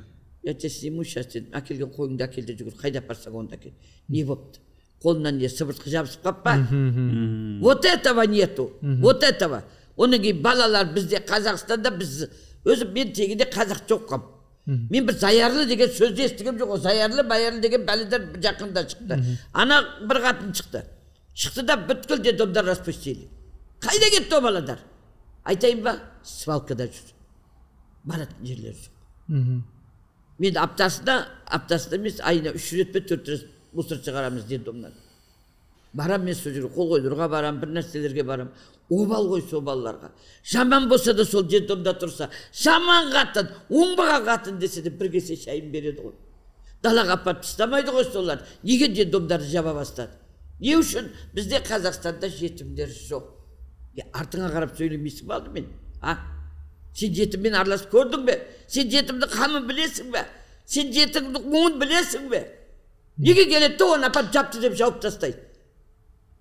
Сен бір басқа мемлекет емессің. Бізде бар, тұрмысқа шығады қыздарымыз. 2 күннен кейін енесі шұқалайды, одан қалса атасы шұқалайды, онан кейін салам алейкум, разошлись, бала қалды. Баланы кімге келеді? Аминаға келеді. Я у них как палочка-выручалочка. Ей, тоқта, жарас, мына бала жетім қалмасын. Елге жетімді көбейтпейік. Ана кемпірдің өрінен көр жақын. Деу жоқ қой. Үйден болып жатыр. Ей, тоқта, тидің бе осы байға? Оның кейін қыздарымыздың бүгін танысады да 5 күн өтпей байға тиіп алады. Ол кім? Бағалама, бағалмай ма? Оның шешесі осыған қарсы ма, қарсы емес пе? Сол недерді біз жоғалтып қойдық. Мен айтам, жастарымызда иман бар. Менің өз көз қарасым. Осы біз біздің орталығымызда қарттар үйі деп жазылып тұрған жоқ, ешкім білмейді. Бірақ та біздің өзіміздің жастарымыз, жастар келіп жатыр ма сіздерге? Иә, келіп жатыр, Аллаға шүкір. Жас қыздарымыз, ана Нүрия деген қызымыз, Ақназар деген баламыз бізді тапты ғой. Тапты. Жаңағы мерекеге шақырды. Біздің қарттар кезінде ресторанға бармаған қарттар да бар. Көрген кезде қандай қуанышты. Жүрамаса да қашан барамыз деп отырады. 8 март болса, біз барамыз ба деп сұрайды. Барамыз. Или бармасақ оқушылар кеп, жаңағы көңіл күйлеріңізді көтеріледі, сыйлық болады деп бәрін дайындаламыз. Ал енді алдын ала біз осындай мекемеге барамыз, осындай жерге барамыз десе, жаңағы аурулар ұмытып кетеді. Аурулар коляскадағыны сүре алмаймыз десе, барайыншы деп отырып алады. Көбісі көңіл бөліп, уақыт келіп, например, біздің жаңағы өзімізде санаулы жұмысшы ғана. Жаңағы біз өзіміз Камиля Касымовна екеуміз басшы болсақ та бүткіл жұмысты өзіміз жасаймыз. Потому что біз жұмысшыға төлеген ақшаға лучше біз қарттарға дәрі-дәрмегін алып берейік, памперсін алып берейік деген мақсатпен өзіміз істейміз ол жұмыстың бәрін. Қарттарды түніменен күзетеміз, қараймыз, тырнағын аламыз, жаңағы күтушілерге көмектесеміз. А негізі былай жаңағы мүгедек адамға қарау өте қиын, штатты көбейтуіміз керек. Ауға мүмкіншілік жоқ, олардың балаларында да мүмкіншілік жоқ. Өздері пенсиясы аз, балалар өзінің бала шағасы бар, ары қарай балаларында. Сол үшін балаларға сіз нетпеңіз, осы пенсиясы жетеді, жарайды, жұмысын істеңіз, ештеңеден қорықпаңыз. Біз біргеміз дейміз. Кәрілердің үйін қойып тұрып, детдомға да шақырып жұмысқа әкелдіре алмайсың. Біздің мысалы осы хабарды пайдаланып айтып қалайын, өзіміздің жұмыссыз отырған әйелдер жұмыс істегісі келмейді. Мен анау неден әкелем, Тәжікстаннан әкелем, неден әкелем, Өзбекстаннан әкелем. Не себеп, апа? Жалқау. Келеді ана детдомды көреді, ана жерде 5 тонна ет тұр екен, мына жерде киім деген ілу тұр екен. Ана менің қыздарым шет мемлекетке барады, үлкен қыз. Жақсы киімдерді әкеп береді. Қарасаң, ана жаулығым жоқ, қарасаң, мына желеткем жоқ. Соны ақыл сезім, тоқта, мен осы жерде қалайын, қолымда балам бар. Мына кемпір балаларға квартира салып жатырмын. Иә, мен апа сол өткенде барғанда бір айтып қалдыңыз ғой. Иә. Ана үлкен территория ғой, енді жаңағы балалар үйі тұр, мешіт тұр, мәйітхана тұр, енді асхана бұйыртса, және де қасынан жаңағы асхана тұр. Асхана тұр. Майын асхана. Апа жай бір мемлекет болып отыр ғой өзіне. Енді бір квартира. Апам городок соғып отыр. Мынандай детдом ешкімде жоқ, қараңдар. Мешіті бар, ең біріншісі, несі бар, намазға, немен Санжар, балалар сабақ оқитын жерді. Медресесі бар, қыз баладардікі отдельно бар, мәйітханасы бар, асханасы бар, детдомы бар. Енді баладарға квартира керек. Неге десек, үкіметте баладар, мысалға қазіргі 2 баласы бар, 2 ұлы бар. Алия ана толық қыз жүрді ғой, жай келген. Ол қыздың осы күнде квартирада, Санжарлардың бәрі квартирада очерте тұр. Бәрі очерте тұр. Бір очертіміз жылжымайды. Оған ренжіп атқан апам жоқ. Үкіметке ренжіген адам жынды. Баяғыда менде адам марқұм айтатын.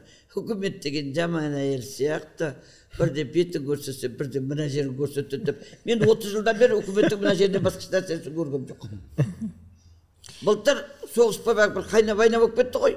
Сол кезде Санжар жүгіріп келіп, апа, ана недерден оқ дәрі бірдеге ұрлап атқан адамдар бар екен, атыс болып жатыр. Апа, декабрда. Қаңтарда. Содан кейін, апа, ана проходнойды берейік, кім не біледі, кіретін жерді деп сөйтіп бердік. Бір уақытта ұлдарым жүгіріп кетті. Апа, бізді отанымыз қорғап жатыр, отанымыз дейді. Мен білем ғой қай отан екен. Олар комитетчиктер. Ана кетіп барған мәселелер тоқтады, ішінде автоматтан шықты, пистолеттен шықты, бәр нәрсе шықты. Қашқандардан, иә. Сол кезде біз 4 күн сол солдаттарға продукты, тамақ, лағман жасадық, бант жасадық. Баладардың көңіліне не деп айттық? Мынадар сендерді қазіргі күнде қорғап атқандар дейдік. Не деп айтасың? Жаман дедік бе, жақсы қайда? Жақсы дайын тұр ма? Сол үшін баладарды сондай бір тәлім тәрбиеге келтіргенде, бірақ жүрегің ауырады.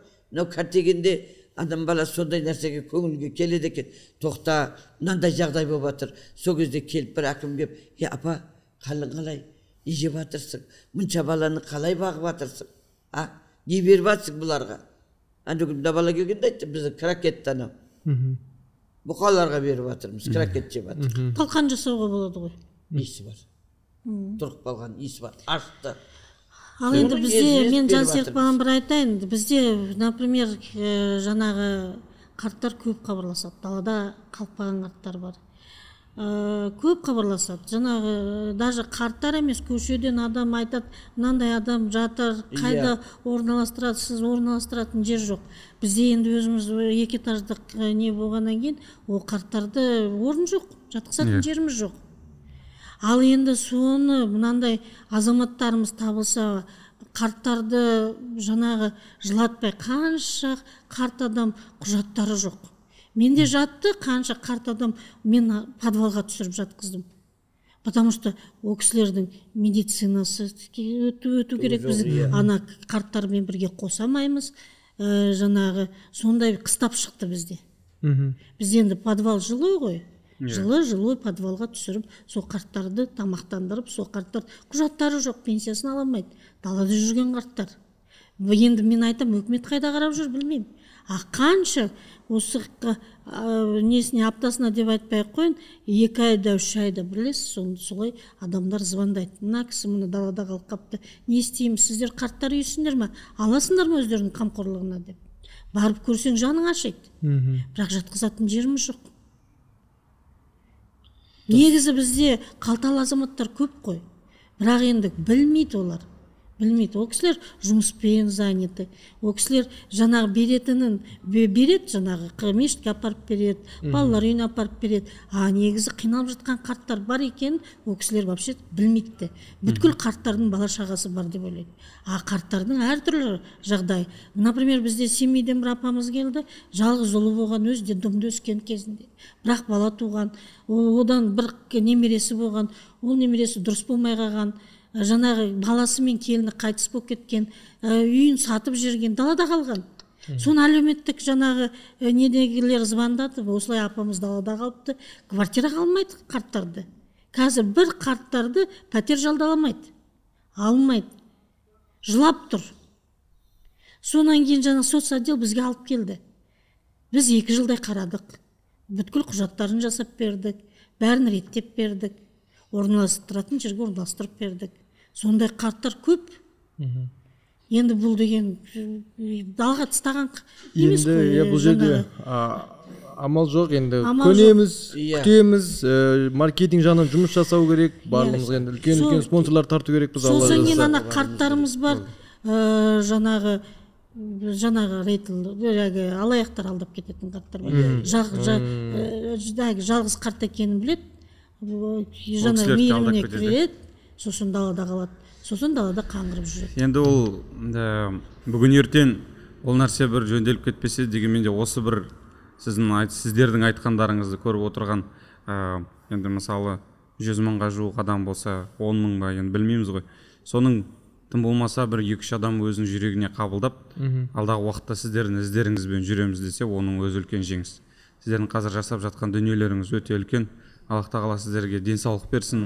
Енді бұл нәрсенің наградасы өте үлкен негізі. Біз енді қазір бұл дүниеде сезінбесек те, арғы дүниеде сіздерді бір жаннатта үлкен зәулім үйлер күтіп тұрған шығар. Білмейміз ғой. Алла солай болсын, әмин. Сол күнге жеткізсін. Біздің де ниетіміз осы бір туынды арқылы 100 мыңдаған, может миллиондаған адамға бір өзіміздің құндылығымызды, отбасылық құндылықтарды айтып, мінекей бір-бірімізге мейірімді болайық деп, және де осы фильмнен түскен кассаның бір бөлігін қарттар үйі мен балалар үйіне бөлсек деген ойымыз бар. Әрине ол нәрсені жасырын жасауға да болатын еді, дегенмен де осы бір фильмге өнеге болсын. Ең басты өнеге болсын. Және де фильмге келіп жатқан адам тек қана кино көріп қана қоймай, сонымен қатар қарттар үйі мен балалар үйіне көмектесіп жатқан сезіну үшін біз оны айтуымыз керек. Дұрыс. Сондықтан қаражаттың көп болу үшін де айту керекпіз. Қаражаттың мүмкін, ол да. Апа, сондықтан ниетіміз бар. Сауаптың қаражаты көп болу үшін біз айту керекпіз. Біз енді қоғам болып көтерілеміз ғой, әр нәрсені қоғам болып көтерілеміз. Например, біз болмасақ бір-бірімізді көтере алмаймыз. Например, сіз болмасаңыз мен осы түсімге келе алмаймын да. Сізді танымасам. Адам адамға оттегі ғой. Адам адамға себепкер, адам адамға ой керек. Например, біздің қарттарымыз ғана жақта үміттеніп жатқан қарттарға мен оттегісіз. Олардың балаларына қандай бір-бірімізге мейірімді, бір-бірімізге негізі ешқандай адамды сөгіп керек жоқ. Әркім тағдыры әрқалай. Әркім Алла сынақ бермесін. Алланың сынағы қатты болады негізі. Сол сынақтан бәріміз өтуіміз керек. Жаңағы үлкенімізді құрметтегенбіз. Сол немен, сол стапамен кетуіміз керек. Үлкенді үлкен деп, кішіні кіші деп, сіз біз деп келе жатқан халықпыз. Сондықтан осы бір нәрсені сіздер жүрекпен сезініп жүрген кісілерді осында шақырып соны айтқаныңыз келді ғой. Дендеріңіз сау болсын. Апа, енді біз еш нәрсе былай обещать ете алмаймыз, дегенмен де ниетті болып отқанымыз осы бір бірден эфирде айта кетейік. Құдай қаласа жаңа айттыңыз ғой, квартира жаңағы соғып жатырмын деп. Балалар үйінің қасынан осы бір жақтан түлеп ұшқан балаларға деген сияқты. Соған алдағы уақытта Алла қаласа көмектесуге барынша тырысамыз. Біз енді мынанша сума, мынанша демейміз, бірақ шын жүрекпен ниеттіміз. Аман болыңыздар, бар болыңыздар. Көп рахмет.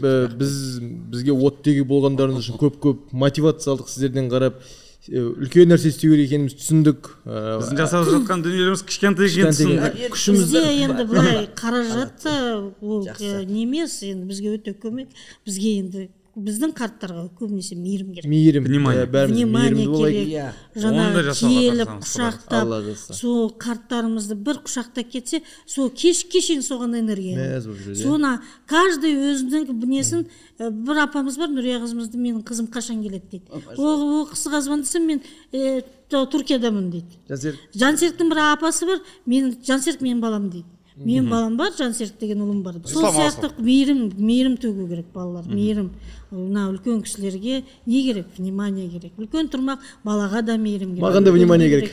Әрқашан да биікте болыңдар енді балаларым. Рахмет көп. Осындай азаматтарымыз көп болсын. Апа, енді сізден бір-екі ауыз завершающий бір жақсылап тұрып батаңызды бересіз бе, әлде бір қорытынды сөз айтасыз ба? Көп жерге шақырады, көп жерлерге не қылғанда мынандай жайбарақат, сондай бір керемет ислам дінінің иісі бар, бір керемет передача екен бұл. Тақырып екен, тақырыптарың да өте жақсы екен балам. Жаңа өзің анандай жерге барып жүр екенсің, үлкен кісілердің көңілін алып жүр екенсіңдер. Бұл жаһан 5 күндік. Мені көбінде жынды кемпір дейді. Мен дүниедегі ең ұмды кемпірмін. Әкемнен қалған байлық. Анамнан қалған, Қытайда завод, фабрикалар қалған. Менен де қалатын дүние. Шірік бұның бәрі. 5 күндік дүние. 5 күн болғанмен ертең о жақта сұрауы бар. Сол үшін тіршіліктеріміз жақсы болып, елімізге, халқымызға деп мен кей уақыт айтамын, мен ұйғыр болып отырып қазақ үшін үстіп шырылдаймын. Сендер ақшаларыңды басып алып, отырып алып, ана кемпір не істеп жатыр екен деп менің артымды сұқалағанша қасыңда бір кемпір жүр ғой, қиналып жүрген, дұрыс па? Жағдайы нашар. Соған бір қойын сойып апарып, бір басына жаулық салып қойсаң, ана кемпір бүйтіп кетеді ғой. Сол кезде сенің өсіп кеткеніңді бір Алла тағала мына төбеден көріп тұрмай ма деп көп айтам. Сол үшін жігерлі болыңдар, иманды болыңдар. Иман болмаған жерде бәрі кетіп қалады. 70 жыл деп жүрдік біз. 70 жыл. Сол 70 жылдарда біз Зайсанда, мен сол кезде 8-9 жастағы қызбын, сол кезде жаназа түсіргенде жаназаны тығып түсіретінбіз. Мал қораның ішіне маған әкем айтатын, кір дейтін. Ол балалар кірмейтін, мен кіретін мал қораға. Кіріп, соның астына таза шөпті боқты алып тастап, таза шөпті салып, ана КГБ, ПГБ кеп болғанша, ана кісінің жаназасын түсіріп, түк білмегенде өптала қалып отырып тұрғызып жатқызып қоятынбыз. Сондай күндер, азыр қараңдаршы. Мен бір нәрсені айтып кетейін. Қазір қараңдаршы, мешіт деген салып тастадық. Намаз деген, пожалуйста, бір кемпір мен салдым соның ішінде, Енді қараңдаршы, ал бірақ иманымыз нашар. Бәрібір показуха болып кетті. Бірлік деген ол қайдан шығады? Мынадан шығады. Сол иманның барлығыдан болмаса мен кезінде айтатын, бір бала бақпаймын да, байға да тимей, бала да таппаймын деп. Бәрі Алланың қолында. Қараңдаршы, мен 30 жыл бала бағам, мен баланы жек көрген кісімін. Неге? Өзіміз кішкентай жетім қалдық. Кішкентай 3 қызбен қалдым. Ана қыз шырылдап жылағанды үйді баста көтереді, мамам тауып бердіңдер деп жер тепкілейтін. Қолына ұстап тұрып жетектім Заревостокта. Мамам баста барып отырғызып қойды. Міне жесең, шығарып ал жесеңді. Сол кезде мен 16 жастамын. Қараңдаршы қандай өмір болған. Бір емес 3 қыз. 3 қыз деген бір жыл әкем үйленіп, ол қатын шешесі ана 6 жаста қызын тастап кетті. Аям енді біреу пәленбайым болды түгендіп. 3 қыз 4 қыз болды. Соның бәрін біреуге шығып жылаудың қажет жоқ. Вот такой. Мен осы колоприемникпен 9 ай жүрдім. Шегім сыртында. Мен 70-ге кеп қалдым. Ынжықтанбаңдар ер баладар. Қазіргі кезде ер балалардың ішінде сүлкілдеген ер баладар жоқ. Жұлынған ер баладар жоқ. Отаным, мынау мені Қазақстаным деген жігіттер жоқ. Қытай аузымызда кіріп болды уже, ойламаңдар. Ол ойнайтын кісілер емес. Біздің елімізге, халқымызға қызығатындар көп. Біздің дұшпанымыз көп. Сонда ойлаңдар. Жақсы болыңдар. Бір-бірлерге өн болыңдар. Бір-бірлерге жандарың ашсын. Елім, қазағым деп жырылдап отырыңдар. Bir кезде ойлаңдар, ана қақпасы ұйқыдан қараңдар. Ана кемпірдің істеп атқан деп маған қараңдар. Не дейсің, мотивация. Сондай болыңдар. Құқпаймын да сөздеріңді көбейіп кетсеңдер, мотивация дейме бірді. Ол не деген сөз ей? Үлгі ғой. Жігерлендіру. Жігерлі болыңдар. Ынжық болмаңдар ол баладар. Үйде үйленгенде бір кішкентай май шай болып, ана келін шырылдақ баса кішкене басын бұрап, келіннің. Қысатыңды. Жемей деп қойсаң, тыныш келін болады. Жарайды, кетіп барасың ба, кете бер. Содан кім болады? Жетімдер көбейеді. Менің жетімдерім немене әке-шешелері Ауғанстанда соғысқа барып па? Біреу вахабист, біреу ананист, біреу аферист. Нельзя баладарды өйтіп жетім қалтыруға болмайды. Жетімдер далада қалды. Бағайық әкесін бағып отырмыз ғой. 20-лап та бағамыз, 40-тап та бағамыз. Айтып отыр ғой, бір кезде 71 болған. Болды, мен сөз бітпей, сонда кәше. Кеттік болды. Ал, дұға. Жарабым Алла. Бүгінгі осы хабарлар сонда бір керемет, жақсы, халыққа, елге үлгілі бір хабар болды деп ойлаймын. Алладан не тілеген болса, бәрлерің жас екенсіңдер. Алладан не тілеген болса, тілектерің қабыл болсын. Жортқанда жолдарың болсын. Бастарыңнан бақ, астарыңнан тақ кетпесін. Өркендеп өсе беріңдер. Елге, халыққа істеген жақсы амалдарыңды Алла тағала тек қана екі дүние сауабына жазсын. Баршелерің ата-аналарың болған, ата-бабаларың болған, сол кісілерді ұмытпаңдар. Қайтыс болып кеткендер болса, жатқан жер жаннат, барзақ әлемін кең қылып, бұл жаһаннан я біліп білмей істелген күнәһтарын кешірген Алла, оқылмаған намаз, ұстамаған ораза, шалынбаған құрбандық, берілмеген закат садақаларын кешіріп, жаннаттан орын барзақ әлем кең қылып, артында дұға тілеушісіндерге тек қана Алланың нұры жаусын, жұмыстарыңа береке берсін, өн болыңдар. Бір-бірлерің үшін үлкен тау болып жүріңдер. Елімізге, халқымызға деп істеген жақсы амалдарыңды Алла тағала тек қана екі дүние сауабына жазсын. Бисмиллахир-рахманир-рахим. Аллахумма инна кунту мин залимина бирахматир-рахманир-рахмин. Екі сағаттың ішінде жақсымен өткен жарты сағаттың жаманның өтіп кеткен өмірінде дейді ғой, қаншама бір пайдалы ақпарат. Қалай жақты ма? Ұнады ма? Ұнады ма жігіттер? Машалла.